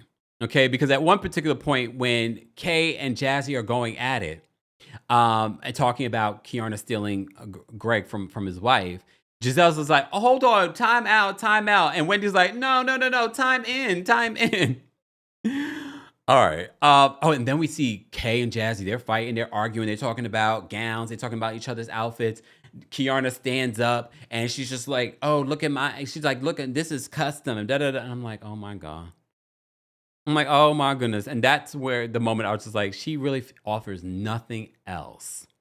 Britt says, I agree. I enjoyed their playful banter. And there's a few moments during the reunion between Giselle and Wendy. If you're not paying attention, you will miss it. It's funny. It's actually funny. And it's nice to see that they're not doing that. You know what I mean? Oh, wait, hold on a second. Okay. Dita says ChatGPT said that he made at most. Damn, not you going to ChatGPT. Tina did the Google smoogling of it all. She says ChatGPT said Darius made $895,000, and that was probably a bonus from the Super Bowl. Wow, damn. And that's probably before agents and taxes. Oh, damn. Ooh, look, y'all. Right? Okay, let's move on. Let's get back to Tia. Tia's package. Tia's toodle-doo package. Okay, that's what I labeled it. So Tia said she was a little concerned how people would take to her because she saw how people treated Lisa Vanderpump not getting British humor. And I get it. I love British humor. You already know. Because even in this reunion, when she says, she loves verbal abuse, some people might take that serious. But that's also British dark humor. She doesn't mean that literally, okay? This is very similar to what I was talking about when we were talking about, never mind, I'm not even bring it up because I've changed my mind about that. All right. So Tia says her husband doesn't like to be on camera. I didn't see any issue with him not being on camera, but okay. I wish they would have addressed her never going to Chicago, right? That's my thing. I'm like, why haven't you gone to Chicago? And you guys have been together for like almost 20 years. But all right. All right. She says, Tia says that verbal abuse is their love language. Oh, well, she says that's her love language. I don't know if that's his love language. So Tia talks about part of her storyline in regards to going to her father's home and, addressing her father, and she gets emotional. Giselle says that she loves watching that moment. She, in this moment, gets emotional, and she really tries to control it because she's like, you pay attention to Wendy. She's like, what's happening? What's happening here? Because everybody's like, not Giselle having a moment, an emotional moment. Andy says he's been waiting on one for 10 years. Well, damn. Doesn't that make, not to say that you have to boohoo cry every time you're on reality television, but if you're so controlled about your emotions and not sharing a vulnerable side of you on you're on a reality show. You know what I mean? The fact that she doesn't share much of anything, her relationship, her emotions, it's like, are you going to share anything with us? Okay. Are you not? Anything? All right. Anyway, moving on. So she gets emotional in this moment. This is when we get the update in regards to her will. So she says the issue with the will was who was going to be the benefactor. Basically, who's going to be benefit from the things that are in the will. And I don't know. Does anyone know? Can someone Google schmoogle this? Okay. Can someone Google schmoogle whether how long her father was married to this woman? Because if this woman, if she's like a Johnny come lately, like they've been married the last 5 years, or they were, I feel like they had been married for a while. Yaniri says that it's the Virgo in her. I understand as a Taurus, but at the same time, we wouldn't do reality television. Okay? I'm just, you know what I mean? So she talks about the will. The judge sided with his wife, the widow. See, Tiki says over 20 years. So she's the wife. And I have to say, because we don't know the woman, and I'm not saying that the woman isn't evil, but addressing the woman, the evilness of this woman, I get where Giselle was coming from, that, her father was a civil rights leader, and there are certain things, probably certain memorabilia, certain pictures and things like that she would want to have access to. I can understand that, okay? But calling this lady evil and making it seem like this woman is evil, making it seem like this will may have been signed in the last hour of his life, I don't know. It could have been. But the judge sided with the wife, which makes me wonder, like, what played out in court. But of course, we never got any of those details.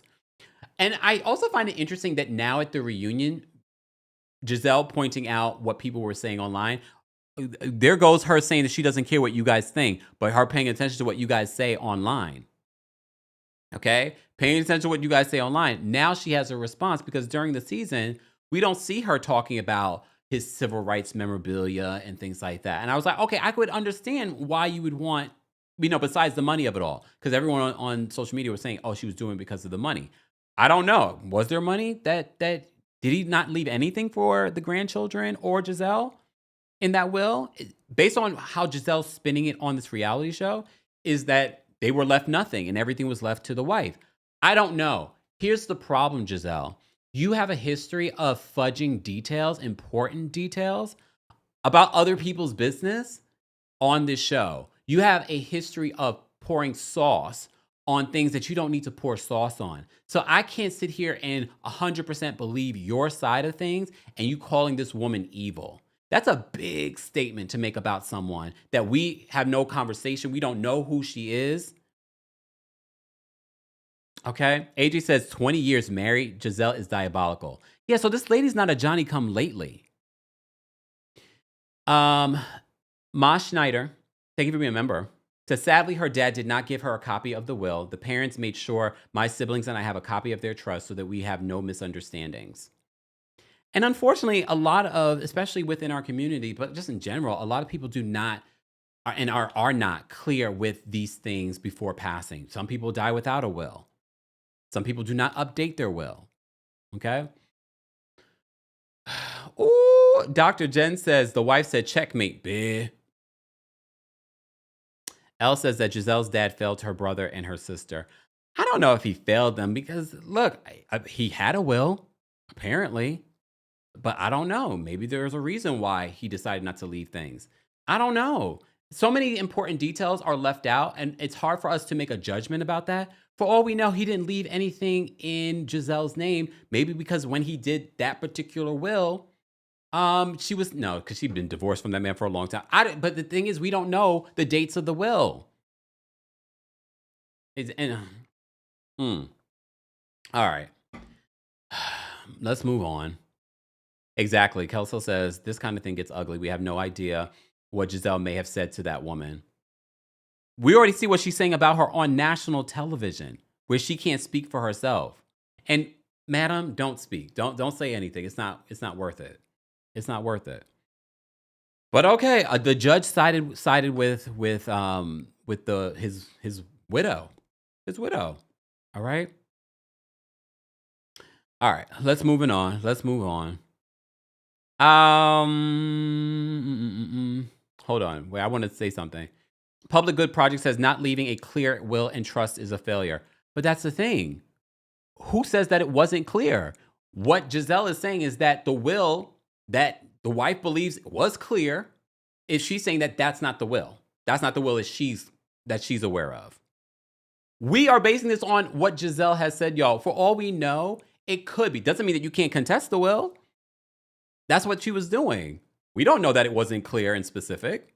I'm just saying, we don't know anything. We only know what Giselle, who has lied on this show multiple times, we don't know what's the truth. Exactly. Maloney says, we don't know the facts, people. I don't know this lady. You don't know this lady. We have to rely on Giselle for the details. Giselle is our resource. I'm just saying. Well, KK says the judge said it was. Well, damn. Look. And when I saw that at the end of the season finale, I was just like, oh, so what happened? I wonder. Yanette says the judge sided with the wife. Period. All right, y'all. We're almost at 1,000 likes if you're just joining us. Always. These recaps are always long. However, I'm going to try and speed it up because we're almost at the end. Because I want to spend more time with the callers because you guys always have really powerful things to say. But please respect the timer. And please respect my platform. So please do not be derogatory. However, at the Kempire After Dark live show on March 13th, y'all can be derogatory all you want. about the people we're talking about, not about me. We'll fight. Look, because we're in person. Okay. Hey, Lonnie. Oh my God. Lonnie has been a member for 55 months. Everyone say happy anniversary to Lonnie. I've known Lonnie a long time. Lonnie says, make sure you hit the like button. And mind you, she's using her anniversary a comment to promote. That's loyalty, okay? That's loyalty. Oh, wait, Lonnie, you stuck in this snow till you working from home? All right, Mr. Melvin Magic, this picture, oh, Lord, this picture of Angel in the car in Colorado. Thank you for the super chat for being a member, Mr. Melvin Magic. Keiarna sad. She is as lost on this cast as Angel was in that truck. Is that why you changed your photo? Beautiful yet embarrassing. Brought a picture frame given by a man with ashy feet. Hashtag fired. Well, damn. Well, damn. Taurus with the T, thank you for the super chat and for being a member. Kay can't recognize Jazzy on the train, just like Greg can't decipher between a ring and a picture frame. Jazzy in her dress read Kay down to her kidney. How do you guys feel about kitten heels? Dina, thank you for another super chat. Dina says, Jazzy was lying about those so-called millions that her practice player husband makes. He's a practice player.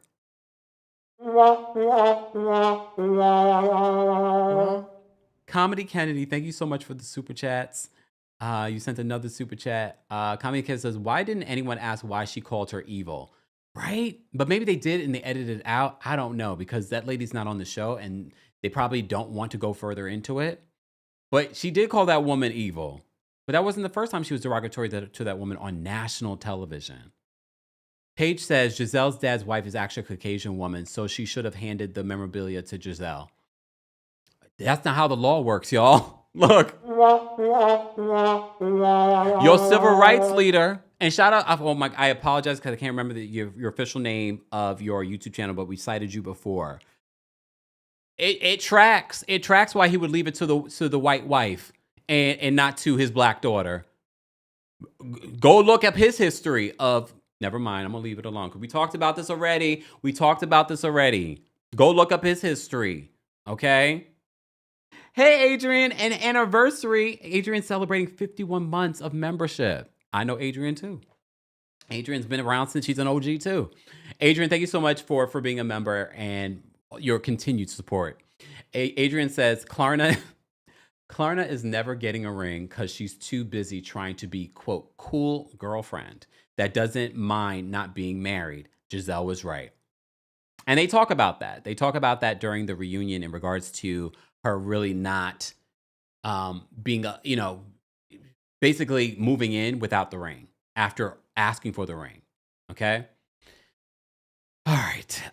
What else happened in Tia's package? Oh, Tia and Jazzy go at it.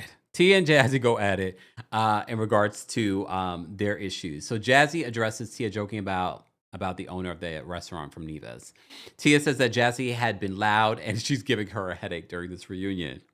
She said, mind you, we're watching an edited version, so we're missing a lot of context, okay? She says that Jazzy has been unhinged during this reunion. Jazzy says that she has a working husband that makes millions. And here's the thing. Tia, I'm not even mad at Tia. I'm not mad at Tia because you came for her husband, Jazzy. He's like, my husband is a working husband and he makes millions while yours is at home. Her husband does work. Her husband is employed. He's employed and he contributes to the household in regards to taking the kids and being the nanny. And she says, he did not like that comment that she made. So he is actively working. Is he making millions? No, but apparently yours isn't either.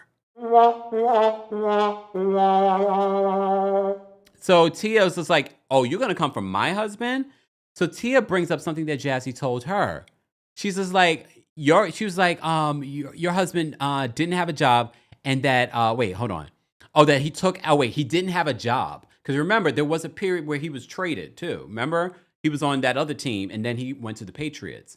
And apparently Jazzy must have confided in Tia and she's like, oh, you told me that your husband didn't have a job and he took $150,000 out to buy the house and to buy you clothes. I feel like there was context that we're missing. Did she say he took money out? What, he took out a loan? Here's the thing though.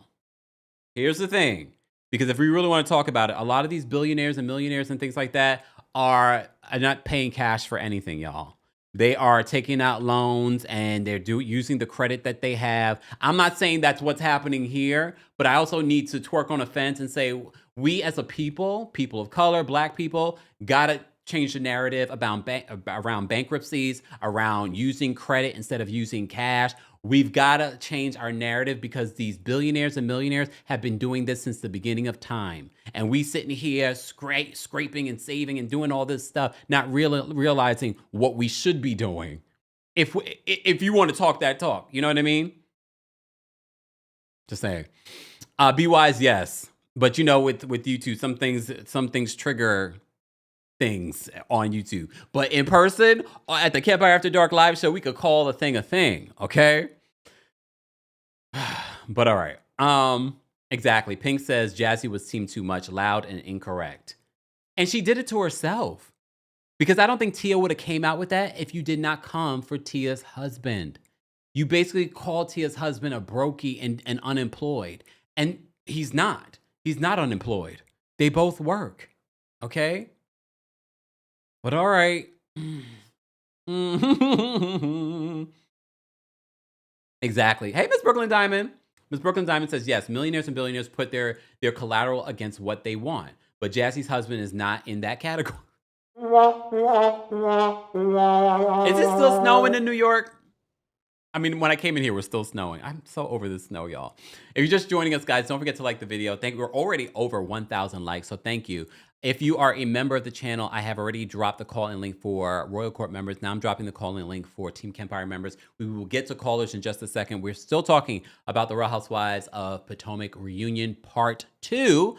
What did you guys think about part 2? Do you think that it was necessary? I do feel like so far, because of what's playing out this season and what will play in part 3, what will play out in part 3, I do think that part 3 parts were necessary because we addressed a lot in part 1. We addressed a lot in part 2. We're going to address some more when it comes to Wendy's illegal stuff and Karen's coming out.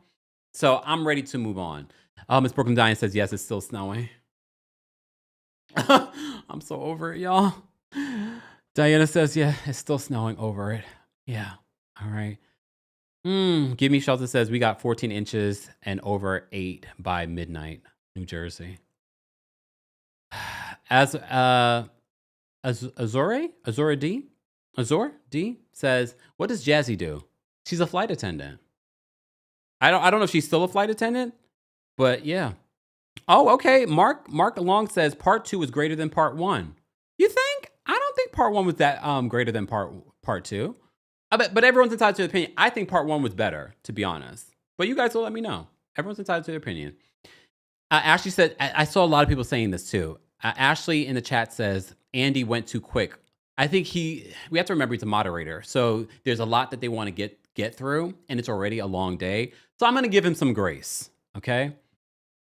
I guess. But I get it. It feels like he breezes over certain things instead of focusing on certain things. This is another reunion where we're going to talk about Andy shouldn't be hosting these particular reunions.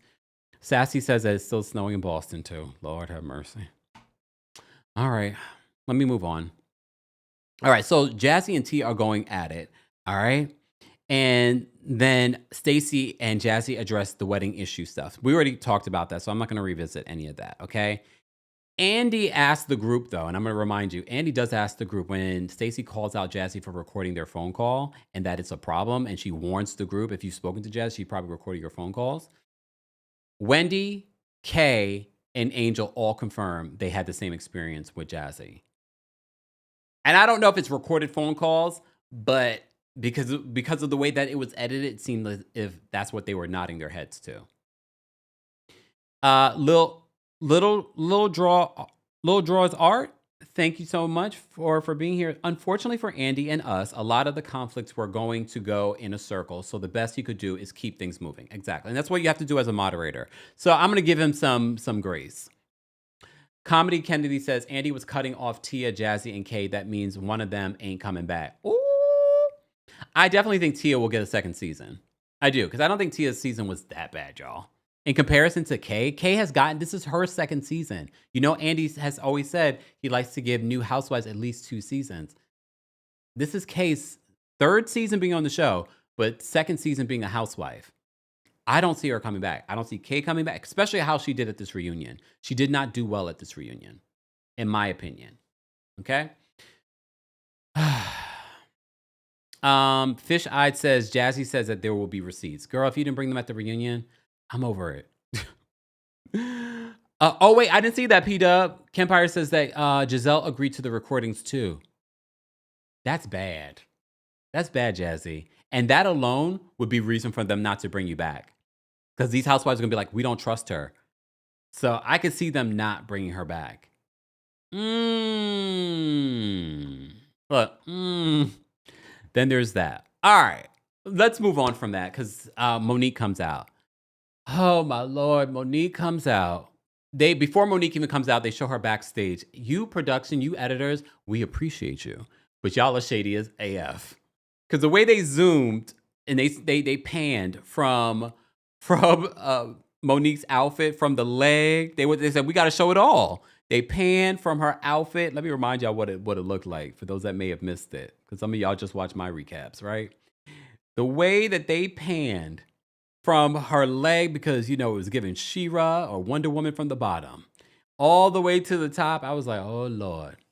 So Monique says that she did the upside down. She comes out. She did the upside down pyramids because she found herself in Egypt. So that's why she did it. I actually liked her hair. I liked her hair. I think she looked beautiful. Body was bodying. Got to start with the good stuff, right? Okay. So Monique says that in regards to her last season there, because her first ever reunion was actually at the same studio that they're filming at. She says that the season 5 Monique, what she would tell her is that calm your ass down. It's not that serious. That's what she would tell season 5 Monique. Monique, the only great part of you being on Potomac over the years was that reunion. I'm glad you didn't calm your ass down during that reunion. For me, that's when I became a Monique fan. And then it quickly changed after. But in that, I was like, oh, Monique, that's always been in you? Okay.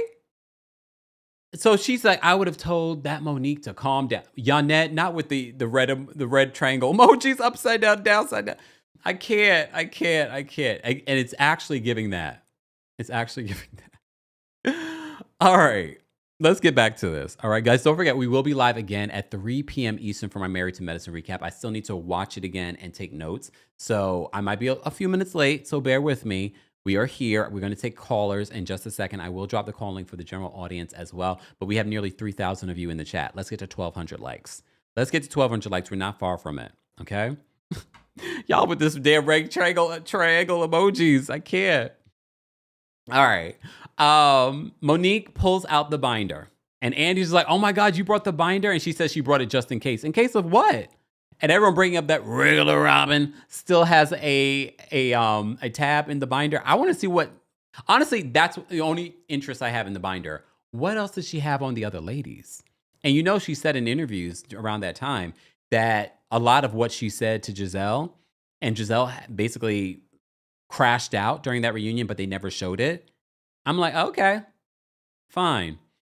They go through the binder and the tabs, and Giselle's tab said, last lady. Yes, last lady. Last lady. Monique says that when she looks back on that moment with the binder, she cringes. Really? Okay. Look, I'm not going to change how Monique feels about herself, okay? But I don't cringe. I don't cringe at all, okay? Monique says that Chris, right before this reunion, while they were in New York, right before this reunion, he had sent her a cease and desist letter because he must have heard from Cookie that they're filming the reunion. Allegedly. I don't know if he for fact.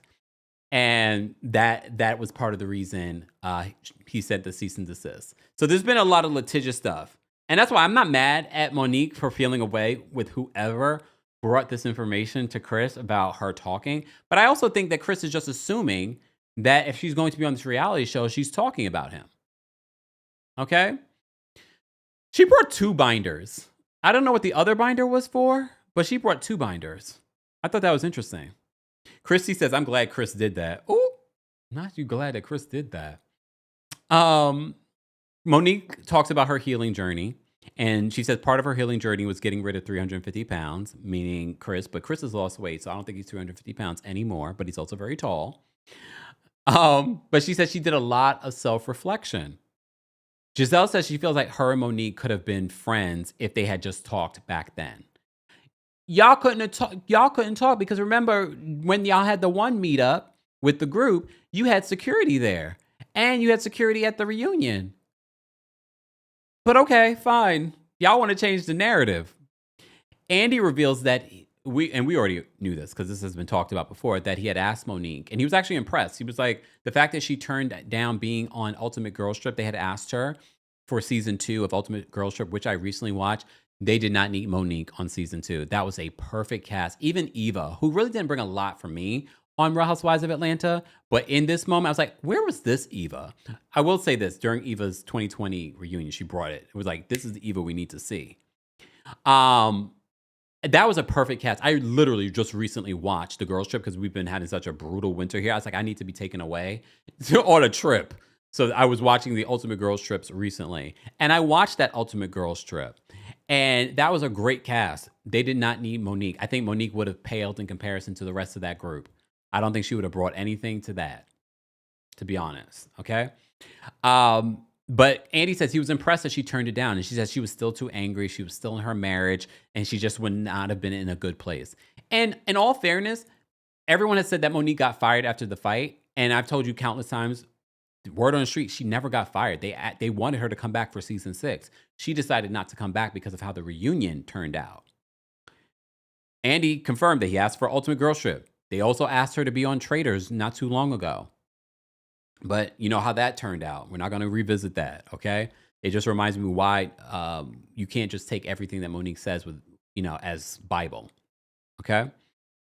So here's the thing. So then they address Monique and the connotations that she was making, the insinuations that she was making, the projections, some might say, that she was making about Angel and Bobby's marriage. And here's the thing, Monique. Now you want to kind of spin the narrative. You were making insinuations during your confessionals. You made insinuations to the rest of the group. Now you are backpedaling during this reunion. And I am annoyed for Angel. And Angel, that is not your friend. Because I know you're watching. Hey, Angel. I see you. No, I'm playing. Angel's like, can he see me? No, Angel. I can't see you, but I know you're here. Okay, keep watching. Hey, Bobby.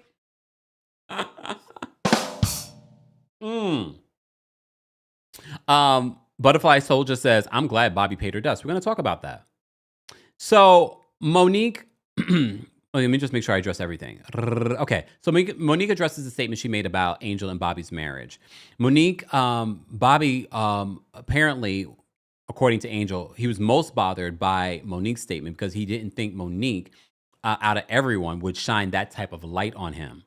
And Monique says that she wasn't shining that light on him personally. Yes, you were. Lies! The lie! Yes, you were. Oh, I wasn't shining that light on him personally. P-Dub said, hold on. P-Dub, where'd your comment go, P-Dub? Kempire, did Monique leave for a higher paycheck on OWN? Lies! The lie! No. She left OWN because they wouldn't pay her more, allegedly. I'll just say allegedly. Okay? But fine. Really? No. She just thought that she could be the queen of the show on Love and Marriage DC. That's what it is. She thought she was going to change the narrative around her. Okay? But she says that she wasn't trying to shine a light on Bobby personally. So she's like, because of her experience with Chris and being in a marriage and what she noticed during the Colorado trip, she's noticed that Angel was doing everything. And she didn't want Angel to then, because she's doing everything, that she would come into this group and be angry. Because that's the narrative she's now trying to spin. That the reason why she showed up the way that she showed up with these women was because of the being unhappy at home, which I strongly believe. You see this at the workplace. People that come to the workplace that are nasty and hateful to you are 9 times out of 10 are unhappy at home. However, I don't believe that's the situation with Monique. I don't believe that's the situation with Monique at all. But Monique trying to say like she saw Angel doing everything. What we've seen and then what Tia confirmed in the moment, Bobby is not your typical husband. Bobby is very much involved, and that's all we've seen of Bobby while they were filming. And look, that could have been just for cameras, but I don't believe that. He didn't move like he was just doing that for cameras. You could tell when a man doesn't do those types of things in the house, right? You could tell when he's not used to doing those types of things. But he is. He's giving Steve. Steve is very much involved. Steve from Married to Medicine. I didn't get that vibe. Okay? And I get why he would be upset at Monique. So Monique said she saw Bobby and Bobby didn't say anything to her. And what Angel says to defend him was just like, he's not trying to be rude, but he can't hide how he feels. And Monique was like, no, but it was rude. But it was rude. I would not speak to you either, Monique. You make a connotation or insinuation about me not, first of all, about my marriage, about my wife, and about who I am as a husband and a father. You lucky I don't cuss you out, but you're a woman and he's 7 foot tall. So I understand why he didn't. He was better off not saying anything to you. Because if he did, it probably would have been, what the? like, what the? So it's better that he not say anything. Andy was worried that he was mad at him too. So already his presence, and Ashley's already making the connotation that he's an angry black man. Okay? I understand why he's not saying a word to you. I wouldn't say another word to you in life, especially because you sitting here trying to backpedal on what you said. You said what you said, and I would not talk to you either. Anyway, Bobby, if you're watching, because you might be watching with your wife and probably hugging up on your wife, probably got cradled in your arms. Bobby, pay Angel what she would have made on this show. And then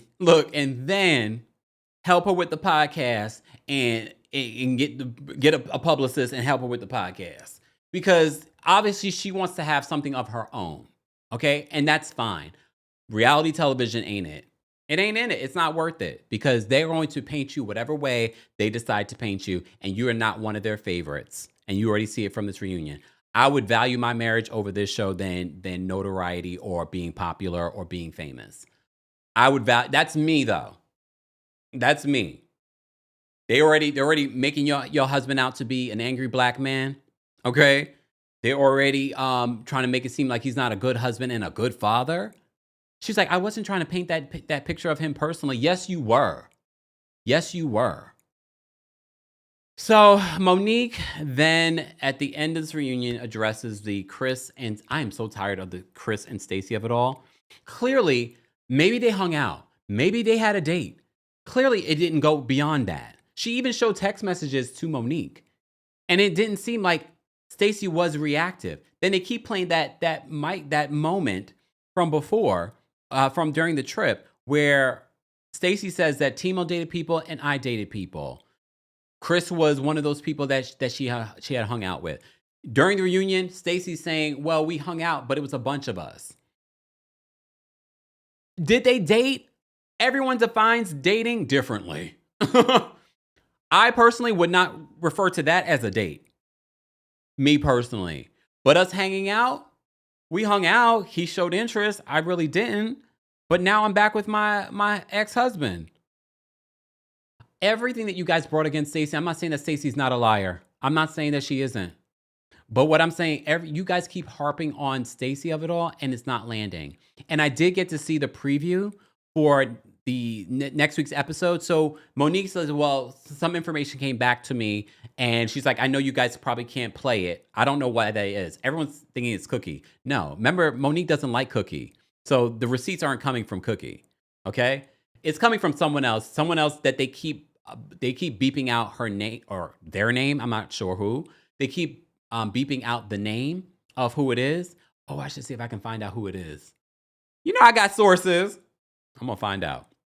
They keep beeping out the name of the person. And in next week's episode, it seems like the group feels like, oh, I can believe that person. In regards to bringing information to Chris, that's why Monique is upset. She doesn't care if Stacey and Chris are having anything. She doesn't care. And I believe her. but she doesn't like the fact that she might be bringing information back to Chris. All of these women, I don't trust any of them. For all we know, Keiarna, Jazzy, Giselle could be mentioning things to Cookie. It wouldn't be the first time Giselle interfered and spread rumors about your marriage. You know what I mean? So we don't know what they may have mentioned about what you said on camera in front of people. Remember, there were other people. We had, I'm not blaming Grace, y'all, but she was there. There was Grace, there was Cal, there was Ashley's friend. All these people in Potomac can't hold water. I got Andreas in my TikTok chat. You know Andreas from Tally Ho? In my TikTok chat trying to spread information. People in Potomac are thirsty. Sorry, y'all. Sorry. People, those DMV streets are hot. That's why I can end up finding out all this information. Okay? So everybody's trying to get on this show. So that's the thing. I'm not saying Stacey's innocent, but there are plenty of other suspects.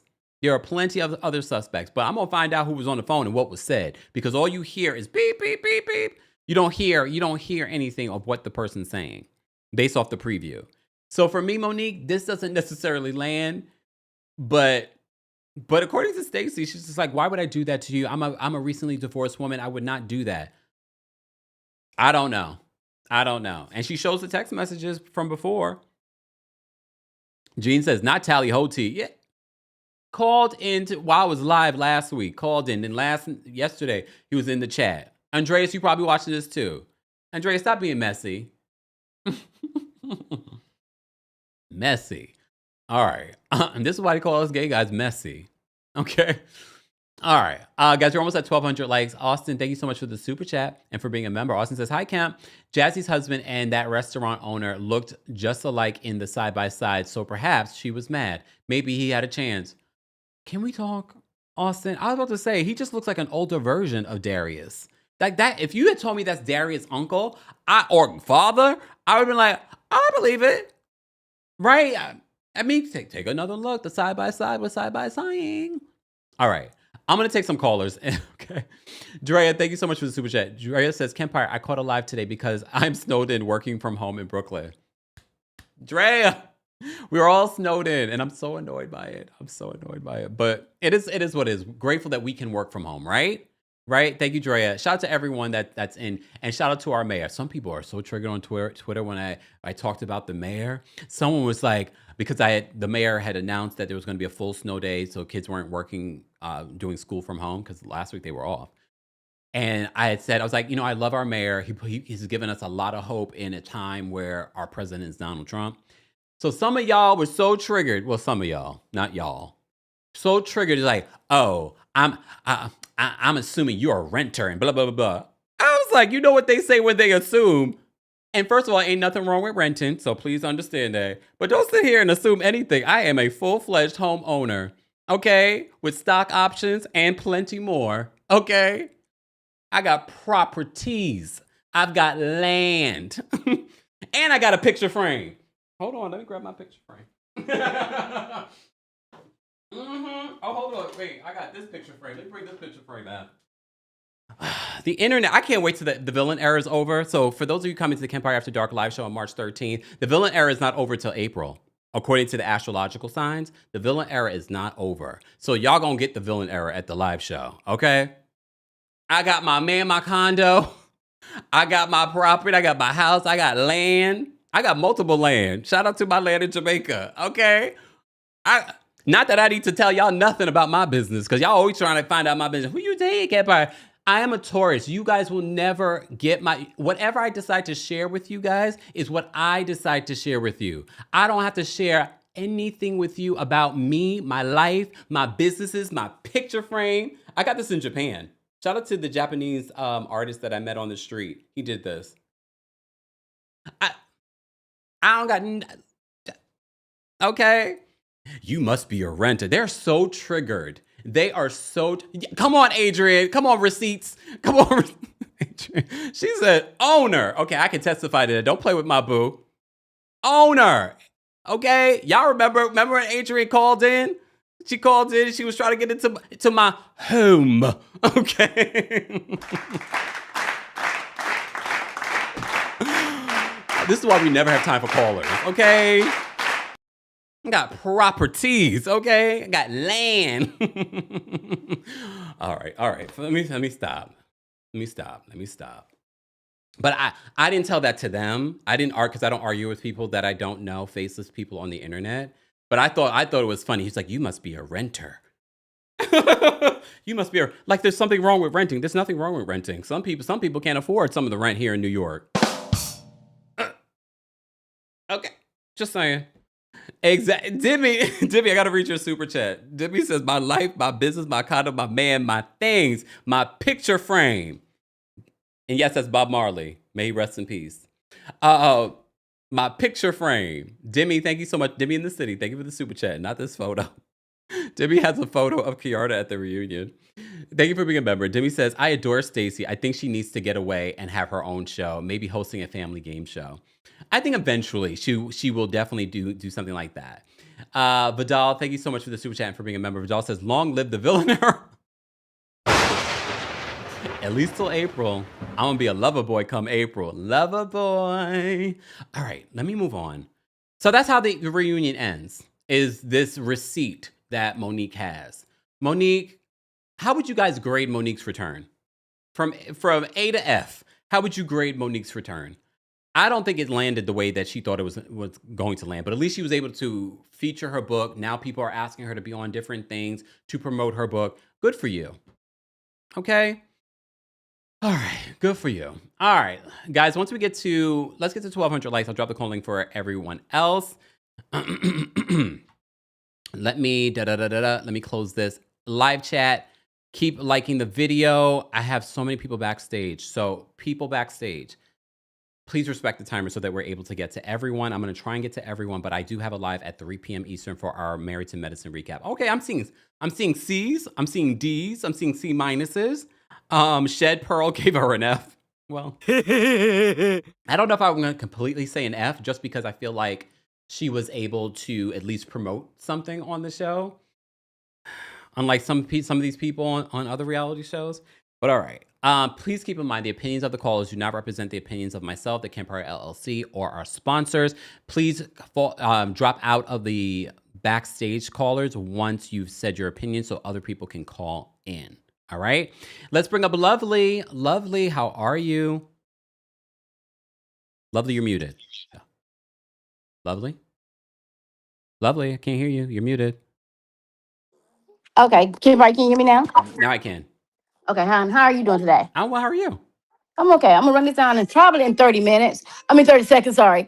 The thing with Stewie and Wendy. Stewie, you talking about Wendy has 67 social security cards, social security numbers whatsoever, but you can have 67 credit cards with different stores. Look how many stores exist in the world. You can get a credit card from each one of those. With that, Stewie, your own storyline was Michael, and he's gone. And people I would believe that Scooby-Doo is riding on a bicycle if that man gave Ashley $20 million. There's no way. If he gave you $20 million, your yard would be kept. Your sister won't be looking like she dressed from a flea market, and everything will be fine. Tia, you just Lovely, a little we gotta go. walking key bag. I'm sorry, Lovely. We gotta go. All right, thank you. Please, guys, once you hear the timer, if you have other thoughts, you're just gonna have to let it go. All right? All right, let's bring up Tish next. Tish, what's going on? Not much. How are you, Kempire? How are you? All right. So I do think Bobby is rude, but that's just me. Okay. Not like overly rude, but I think he's just not like well mannered, and that's fine. If he feels like defending his wife, that's fine. I feel like Ashley is trying to follow the money, and then that is why she got so offended when they made that comment. Because I was watching a documentary, pretty much most of the government contracts went to people who lived right in that area that she lives in. So I think she's just following the money, and she wants to be seen that way. Also, Maryland is a two-party state, so Jazzy, she got to watch what she's doing because you need two-party consent in Maryland. All right. Thanks, sis. All right, we have Angel backstage, and we're gonna bring up Angel up next. Angel, what's going on? Hey, Kempire, happy Monday. Hope you're doing good. Yeah. So I overall give the episode about an 8.5. I do think part one was better. Ashley completely flopped, so I'm glad she's soft launching her departure from the show because we do not want to see her. And when she leaves, she needs to please take Kay with her because it's not landing at all. We've given you 3+ seasons as a friend of and as a person or a whatever. Just bye bye. And then for Jassy, I think she is desperate because yes, her husband is a bench warmer, and that's it. I'll respect the timer. Bye, Camp. Thanks, Angel. Not a bench warmer. All right, let's bring up Nota Queen next. Nota Queen, what did you want to share? Hey, Kempire. Hey. So I think that Jazzy won't be back next season just because of what that last caller said. Maryland is a two-party state, and she is a liability just on that reason alone. I don't want Kay back, but also I do want to see what that dynamic would look like if she was a friend of and Angel stayed full time. Just flipping that power because Kay is very weird about Angel. But Kay is also very lame, so I don't know. But Ashley, I don't see it for Ashley. I can't wait till they announce that she's fired after part 3 because I feel it in my spirit. I'm just waiting on it. But you can live and be a Black woman, Kay and Monique. If you're threatening people with violence, you can. But you have a good one. Thank you so much, Nota Queen. And can y'all let me know when Ashley posts her announcement because I'm blocked? Can y'all let me know? Shout out to the blogs because I will definitely know. Let's bring up Miss Bernice. Where you been? Oh, wait a minute. Yeah, turn off that TV. Pay attention to Yeah, I us. got to turn off the. What up, though? The Olympics. I've been watching the Olympics. Excuse me. I'm so sorry. But, the whole tipness of Ashley and her whole behavior. How you gonna tell them that the mama said it's okay for you to sleep with her grown son, and she been cheering you? You's a hoe. Come on. What mama want a hoe to date their son? I don't get that. And Giselle, that was all about control. And this was the executor of the state. She wanted to be the executor to dish out what she could dish out. That's all that was about. But other than that, Pick Me K gotta go. That's about it. Thanks, Miss Bernice. And we still getting snow here in Detroit too. Oh gosh. Yeah. Thanks, Miss Bernice. Make sure you check in with us so we know that you good. Okay. All right. Lee's backstage. We're gonna bring Lee up next. Lee, what did you want to share? Hey, how are you? How are you? I'm doing good. So I'm rewatching the season, and I'm not gonna lie, I did enjoy the season. But I do think next season it definitely needs a cast shakeup. Just off the pure fact that Keiarna got into it with Wendy, no proof of any claims. She also got into it with um Jazzy, that's a little understandable, but nothing sticks. Like, it's just so annoying. And Stacy too. Like, that didn't stick. So I think her problems just being like one-sided, it didn't land. So she can go. Okay. Thanks, Lee. All right, talk soon. Bye. All right, we have Nia backstage. We'll bring Nia up next. Nia, what's going on? Hey, Kempire. Hey. So I was actually calling to just let you know, I did listen to the Valentine's Day Live, and don't hate me, but I actually agree with the first caller. You and Chris, wink, wink. We need another collab, please, and thank you. With Alex too. But yeah, and just enjoy your weekend. Really, Nia? Goodbye. I had to. I'm sorry. Bye. Y'all are a mess. First of all, I would never date anyone that's in this field of work, period. So stop it. Okay. All right. Let's bring up Elijah next. Elijah, what did you want to share? Elijah, you're muted. Elijah. We'll come back to Elijah because Elijah's usually there. All right. Dalen is saying you're not connected. I don't know if you need to switch anything up. Dalen, you're not connected. Oh, wait. There you go, Dalen. Hold on. Dalen, what's going on? Hi, can you hear me? Yes. Hello, Kempire. How are you? Oh, well. Okay. Kay and Tia, you can pack them in the same box and send them on their way. They bring nothing. I feel like Keiarna just wanted to follow through with Karen's beef because Karen was in jail during the season. So she picked up her beefs with Wendy and Stacy, and she failed miserably. And the way she talks to Angel is disgusting. Like, I would have been got her together. I would have chin checked her for real. But that's all I have. Y'all have a good day. You too. Thanks, Dalen. All right. Let me see. Oh, wait, Elijah must have got disconnected. Okay, let me bring up Tyler next. Tyler, what did you want to share about Real Housewives of Potomac's reunion? Hi, Kempire. Monique, goodbye. Keiarna, I think it's the wrong group of girls around there, but you can leave as well. Honestly, I know this is Ashley's last season. I think last season she wasn't coming back. If Karen wouldn't have had her situation, I think that Ashley would have been gone. Honestly, I know we don't like regular Robin, but I would like to see her as a friend, not full time, especially with Karen coming back. There's a lot of story with the girls that should be on the cast. Some of the newer girls, goodbye. Stacy, of course, she's coming back. Wendy can be condescending, but those girls can't articulate themselves. And Jazzy looks like a bootleg scissor. Thank you. Goodbye. Oh, thanks, Tyler. Yeah, and remember, I told you guys in my exclusive that according to my sources, regular Robin was offered friend of for this past season, and she turned it down. She wanted full time, according to my sources. So, that's part of the reason. But so I don't know. Maybe she changed her mind this time around. If she's offered it again, I definitely think she would. I definitely think she might be open to it now. But we'll see. All right.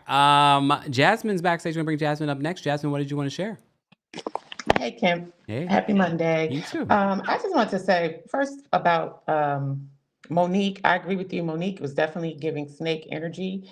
And I don't blame Bobby. As soon as I heard her say that he didn't acknowledge her, I said, oh, he got to be a Leo because that's how we roll. We done. We done. We're gonna cut you off. But I do think that Andy co-signing him, kind of stonewalling Andy, I was like, oh, Angel girl, that might be your demise because, I mean, dang. But I'm not mad at Bobby. I'm not mad at him. And then my last I just want to say, oh, dang. All right. Thanks, Jasmine. Talk to you later. Bye. All right. I will be probably going live on TikTok later this evening. So if you're not following me on TikTok, that might be your opportunity to call in and share your thoughts. Because look, you see, I'm a full day. It might be a snow day, but I'm still working. Okay. Ariana's backstage. Ariana, what did you want to share? Hi, can you hear me? Yes. Okay. Hi, you. I really just want to talk about Ashley because I know the producers are watching and she has to go. She really has to go. That is a crazy woman. The net worth thing also includes property. We know Michael has a lot of property in Africa, so it's not liquid. And being blocked by Ashley is a true blessing. So that's great for you.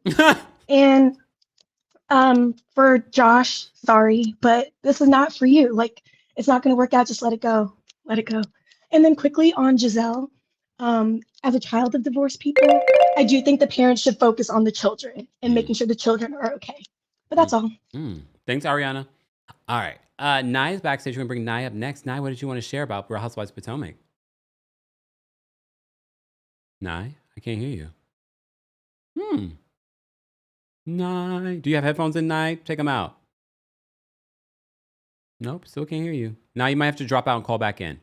All right, let me bring up El My Bell. El My Bell, what did you want to share about the Potomac reunion, part 2? Yes. So I just want to say, when we first started this season, I called in and I said that Jassy, everyone wanted her to be a flute holder. And I said, no, what you think of a friend of being a full-time is not always a good idea. So I'm glad people are seeing that now. Ooh. And I just want to say, I think, honestly, Ashley is the only one that needs to go because Karen's coming back and the other ladies will be new to Karen.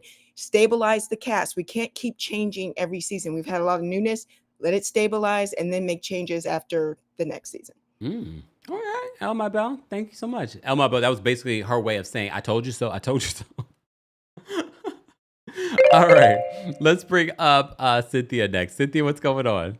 Hey, Kempire, how you doing? How are you? I'm good. The reunion was good. Keiarna, Tia, and Angel, they can go, to be honest. Keiarna's reunion was F. It fell flat. That's it. Thanks, Cynthia. Take Bye, care. Kempire. Bye. She's done in less than 15 seconds. All right, Demi's backstage. Let's bring up Demi next. Demi, what did you want to share? Real quick, I really think, although this is only episode 2 of the reunion, it would only make sense for them to take off Tia, Keiarna, and Angel, because they're probably going to want to focus on a more meatier show, since this show is this season was sort of lackluster.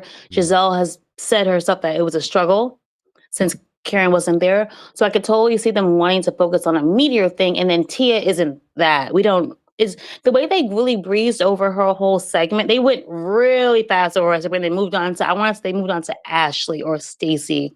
I think Stacy right after that. So I don't think she'll be back at all, and hopefully not, because we kind of want to focus on the OGs. Thank you. Thank you so much, Demi. Yeah, I can see that. That makes a lot of sense, and I really don't think Angel's going to come back. I definitely don't think Keiarna's come back, and I definitely don't think Ashley will be back. The only saving grace is, honestly, if Angel doesn't come back, that might save Ashley's job. Oh, Lord, no. Alessia's backstage. Alessia, what did you want to share? Hi, Kempire. How are you? I'm well. How are you? I'm fine, thank you. Look, Wendy and Stacey, they were so prepared. They were the MVP. I mean, it was easy because, like, the other girls, they cannot read them like Stacey and Wendy do. They cannot articulate as they do. So it was easy for Wendy and Stacey, like, literally own the reunion. Giselle is boring, so let's move on. Ashley, she knows she's on the chopping block. Let's be honest. Like, Giselle was fine without regular Robin, and without Karen, she will be fine without Ashley. Tia, I'm giving her the side eye. That comment that she was like, oh, I feel like she was like comparing herself to Lisa Vanderpump, or that comment about white people like being up. I didn't like that. And okay, sorry. Just one last thing. Do you know Cherisse all that PR statement and she wasn't even invited to the reunion? That's so bad. Bye, Alessia. Bye. Oh, she did all that press and she wasn't invited to the reunion. Did you think she thought she was going to be? Toya's backstage. We're gonna bring Toya up next. Toya, what did you want to share? Hey, Kempire, can you hear me? Yeah, why are you whispering? I'm at work. I got a new job, Kemp. Oh, congratulations. Don't lose it for us. I got laid off in 2025 and I got a new job. Hallelujah. I just wanted to say, I don't think Ashley got 20 million, because if she got 20 million, then her mom would be able to retire. And I hope her mom's health improves. Also, just when Monique said that I love to read them be girl. Damn. Apparently the new job has bad Wi-Fi, because we can't hear you now, Toya. Damn. That was the universe saying, Toya, you should not be on the phone at work calling into Kempire. And we can't hear you. Toya, it's all right. Next time. Toya, call in tonight on TikTok. Okay. I think you do follow me on TikTok. Well, congrats on your new job. Yay. Why was I whispering like they were going to hear me? All right. Taurus with the T's backstage. Taurus with the T, what did you want to share? Hey Camp, happy Monday. Hey. Wanted to say, Monique, please don't let the mean girls make judgments for you about Stacey. It's very pitiful. Ashley talking about anyone's look or vibes is problematic because she was married to Gollum, and Kay is a letdown. That's why she got read down to her kitten heels by second round draft pick Jazzy. That's it. Happy Monday. Thanks, Taurus with the T. Bye. And with 15 seconds to go, that was impressive because she covered a lot. That's the Tauruses. We're very good. All right, London Girls backstage. London Girl, what's going on? Hi, Kempire. Can you hear me? Yes. What's going on? Okay. Yeah, so just a quick one. I think it didn't help Ashley not being able to elaborate on what's been going on with her sister and her family. So she can't even use that as a storyline if she can't exaggerate on what's the update. And that's what she was relying on. And I just wanted to say, Tia, I don't think she's exaggerating. I don't think she's faking her accent, but I do think if you're from where she's from, darling, it's rather easy to exaggerate and stretch out your words to an American audience, and they'll lap it up and think, oh, how authentic. But really, if you're watching from the area that she's from, you will really easily realize that this is something that she might be faking. Oh, not a London girl saying that Tia might be faking it. It's very easy, darling. It's rather easy to put on the exaggerated accent, particularly for an American that might not know that she's exaggerating. What? Yeah, I just want sorry. She's putting it on. It's easy to do. It just requires a lot of effort. But if you're around Americans, they won't clock on. So I think maybe people from where she's from can spot it. And this is from London Girl. I just wanted to let you know that, being in America for so long, it's easy. It's easy to hold on to this because Americans aren't familiar with what a normal English accent sounds like without the exaggerations.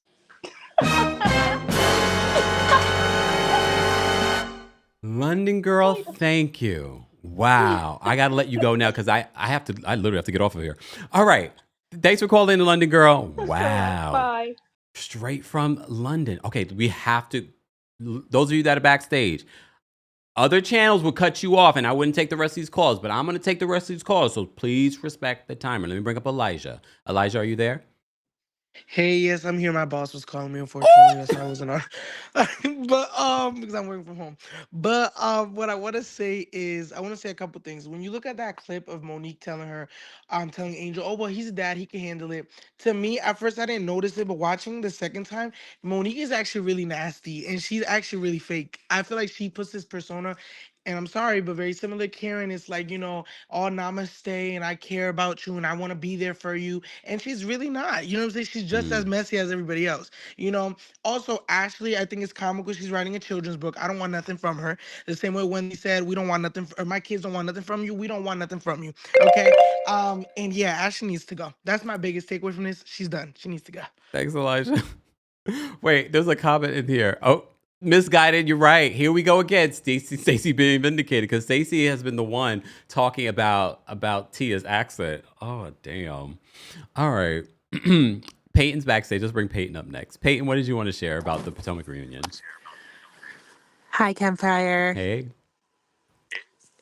So I didn't really watch reunion, but I'm thinking Candace, maybe this if Ashley goes, this might be the perfect time for Candace to swoop in and come back. Of course, she has her issues with Giselle, but just as the producer said, make up with Wendy, make up with Monique, she might have to do the same and play ball. So I would be excited for Ashley to go and Candace to come back. Especially with her traders, to debut. I think that's a possibility. Or no, you think? I mean, and I think definitely with everything that happened with Traders, people are highly more interested in seeing her back on television. Right. Okay. Thank you, Thanks, Kempire. Peyton. All right, we're gonna bring Vanna B back up. What's going on, Vanna? Hey, man, Kempire, I'm struggling in Queens. I'm about to go shovel, but let me be real quick. Yeah. Number one, Kay got a better chance walking down the aisle with that photo frame that she does with Mr. Diggs or whatever his name is. And number two, in the words of the Mr. Dr. G, set us free from Ashley Darby. Set us free. Keep singing. That's it. Your harmony with it was good. Thank you. I tried. Let me go shovel now in Queens. Remember, push, don't lift. Push, Yes. don't lift with the shoveling. All right, bye, Vanna. All right, Lonnie's backstage. Lonnie, what's going on? Hey, Kemp, how are you? I'm well. How are you? So I just want to say first, everyone hit that like button, and I'm very excited for your show in New York City. Thank you. But I just want to say Ashley has accomplishments, and she is truly inspiring. I mean, her biggest talent is getting coins for her bedroom skills, and I mean, who knew karaoke and sugar baby job skills went hand in hand? So I also want to say, during the show, Ashley did look like a little bit of a jealous puppy when Giselle and Wendy were having their playful banter. And she most definitely did not get 20 million. Michael put a lot of his assets in his business name. He may be a wacko, but he's definitely not an idiot. And I also want to say that I did not like the way Kay's tone was to Angel. It was very chin checked. It came across on everyone's face when they saw how she was talking to her. And if that's your best friend for many years, Angel's just trying to stay her peace because you are her BFF. Yep. And she stands 10 toes down for you. Friends should raise each other up, not take a swing to shut them up. So I found that a little hard. Yeah. And Angel, this is not your show because none of these women like a happy marriage. They will literally drag you and your husband down. And lastly, with No, Lonnie, we gotta go. sure Lonnie, we why gotta we're go. not addressing I her love by you, her Lonnie, but I maiden gotta name. go. Lonnie, gotta go. Yeah. Monique, your last name is Cox, not Samuels. All right, bye, Lonnie. Your divorce was finalized and Lonnie, we got to go. I don't think you hear me. I think there's a delay. That's why. Lonnie, we got to go. Sorry. There's a line. Christy's backstage. Christy, what's going on? Hi, Kempire. How are you? Hey, how are you? Happy Monday. Okay, so really quickly, shout out to Wendy. That's my sister. Shout out to her mom. Hi, Auntie. And I love, love, love, love Stacy. Stacy has made my Sundays ever since she joined the show. Ashley, I worked with her at Fox 5. She's trash. She's a colorist. And yeah, she's lame and she needs to get the hell off of this show. It's not for her. Okay. But that's all I wanted to say. Thank you so much, Kempire. Thanks, Christy. Woo, woo, woo. Brandy's backstage. We're going to bring Brandy up next. Brandy, what did you want to share? Hey, Kempire. Hey. I was still laughing at Lonnie. Wait, who did she say was a colorist? Keep going. Keep going. Don't use your time. Okay. I just want to say, I wish somebody would clock Giselle on her revisionist history because she's talking about she thinks she could have got along with Monique. And she said that when she first saw Ashley, she knew that they struck gold. It's like, are we remembering this wrong? Or as much as they try to clock Stacy, Giselle, you are a liar. You're a liar. Period. That's all. Thanks, Brandy. All right. We got Nola Dom. Nola Dom, what's going on? What do you want to share? Hey, Kempire. Hey. So I was calling because my boyfriend, he's a retired NFL player. So when we were Okay, Wag. well, he's retired. Okay, fine. But when I had him watching the show last night, and so we looked up Darius's contract. So the thing with Darius, I believe he's earned 3.7 million, but that's over 7 years. In 1 year, he only made about 150,000, but then another year he made 800,000. So my boyfriend was saying that Darius bounces on and off the practice squad. So when you're doing that, when you're on the practice squad, you get less money. And then if they bring you back to active roster, you then can get your contract. But as of now, Darius is on the practice squad. So unless you're really like smart with your money and manage your finances really well, it may be difficult. So that's probably why Jazzy is fighting so hard for a flute. That part. Thank you, Nola, All right. for Bye. providing that Thank you. context. Bye. Former Wag. Jared's backstage. We're going to bring Jared up next. What's going on, Jared? Hey, Kempire, I'm gonna make it quick. Okay. I'm also at work, child. But I wanted to say, Keiarna, we saw in part one, she chin checked her bestie of almost 20 years. And then she got on them people's live stream talking about, well, y'all can't talk about our friendship and this, and that. And then had the nerve to chin check her again. But see, I think she's doing that because she doesn't want Angel to read what the audience is saying so she doesn't catch on. I think she's trying to do, child, Angel, leave right now. That's all I got. Thanks, Jared. Get back to work. Yes, you're right. I love that you guys call in from work. I really do appreciate it. I appreciate that this is a safe space, a place that you guys are entertained while working. So shout out to those of you that are working. Replay crew, I understand maybe you couldn't watch because you were at work, but we appreciate you guys as well. Be sure to like the video. Be sure to subscribe if you're not subscribed already. And share your thoughts on the Real Housewives of Potomac reunion. We're going to wrap this up with these last couple of calls, and then I have to go. Okay? All right, let me bring up Maisha next. Maisha, what did you want to share about the reunion? Hey, Kempire, how you doing? Oh, well, how are you?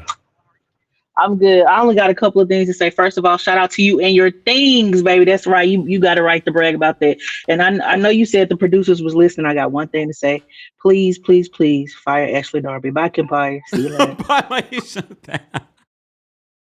Why are y'all using y'all time to get Ashley fired? She blocked me. Yep. All right. Last but definitely not least, Bernice, what did you want to share about this reunion? Can you hear me? Mm-hmm. Okay. Unfortunately, I feel like because she's so desperate and that the producers like her, they'll probably bring Ashley back as a friend of the show because the show can be boring. So I think they probably will bring her back instead of firing her altogether. And I just wanted to say I really like how Stacy checked Keiarna, whatever her name is, about her responsibility as a African American woman with her attitude, because she does come off very, very what was that word? She comes off very, very nasty. Okay. Thank you, Bernice, for calling So in. don't be mad. So don't be mad when people calling you aggressive when you're behaving that way. All right. Thanks, Okay. Thank you, Bernice. Take care. All right. Let me say thank you. We had a couple of comments that I saved. Miss Lonnie, I figured you were bouncing it off of something else. There was a delay. Lonnie says, I couldn't hear on my end, so I was going off my TV. I figured. I was like, Lonnie. See you during the New York City show. Don't forget, guys, we have our live show here in New York City, March 13th. Literally like 2.5 weeks away. If you haven't got your tickets already, you still have time for in-person tickets. Live stream tickets, you still have time to get that. That is available for anyone that can't make it to the show, or you're coming to the show, but you want to remember what happened. You want to kind of replay it on Saturday or Sunday or for a week after the show. Go get your live stream ticket. Ticket information is available right now. And the K office says, tomorrow is my birthday and I just bought my streaming ticket. Thank you, Kay. Happy birthday. Shout out to all the Pisces celebrating birthday. You know, we shade Pisces, but we love our Pisces too. Right. No? Oh. All right. I'm going to go watch Married to Medicine and go have something to eat. I'll see you guys at 3 p.m.-ish. I'll see you guys for our Married to Medicine recap. Thank you all for being here. Thank you to our King's Guards. Thank you to our channel members. Thank you to our subscribers. We just hit 368,000 subscribers here on the channel, but we have so many of you that are watching and not subscribed. So be sure to subscribe because you're missing out. Notifications, when we do special lives, when we have special content, posts, things like that, you're missing out. So subscribe. Shout out to our sponsors, and in regards to, check out our sponsors in the description. Shout out to our new merch. Go check that out. Everything Kempire is available in the description, including our new P.O. Box. So be sure to check that out as well. And if you're in the eye of this blizzard and you're shoveling, reminder, you should be pushing the snow more than lifting. A lot of heart attacks happen in the snow when people are shoveling. So be safe out there. If you do not have to travel, if you do not have to be out in the snow, please stay at home. Please stay at home. Be safe. I will see you guys at 3 p.m. Eastern. I appreciate you guys. Not 22 inches. Goodbye. I'm done. I'm so over the wind. Oh, and shout out to sidebar. I forgot to address this at the top of the show. To everyone in Mexico, please be safe because I see what's happening over there with the cartels and things like that. Please be safe. Hopefully, they'll be able to get that under control and people are able to travel back home. People are locked in their resorts because of the melee that's happening over there in Mexico. So everyone, please be safe out there. Please be safe in general. All right. I'll see you guys at 3 p.m.-ish Eastern. Okay. Chrissy says Pisces are too much. Married to one. Ooh. Well, you can say it because you married to one. Like the video, guys. We're almost at 1,400 likes. I'll see you all later. Bye, y'all. Here we go now.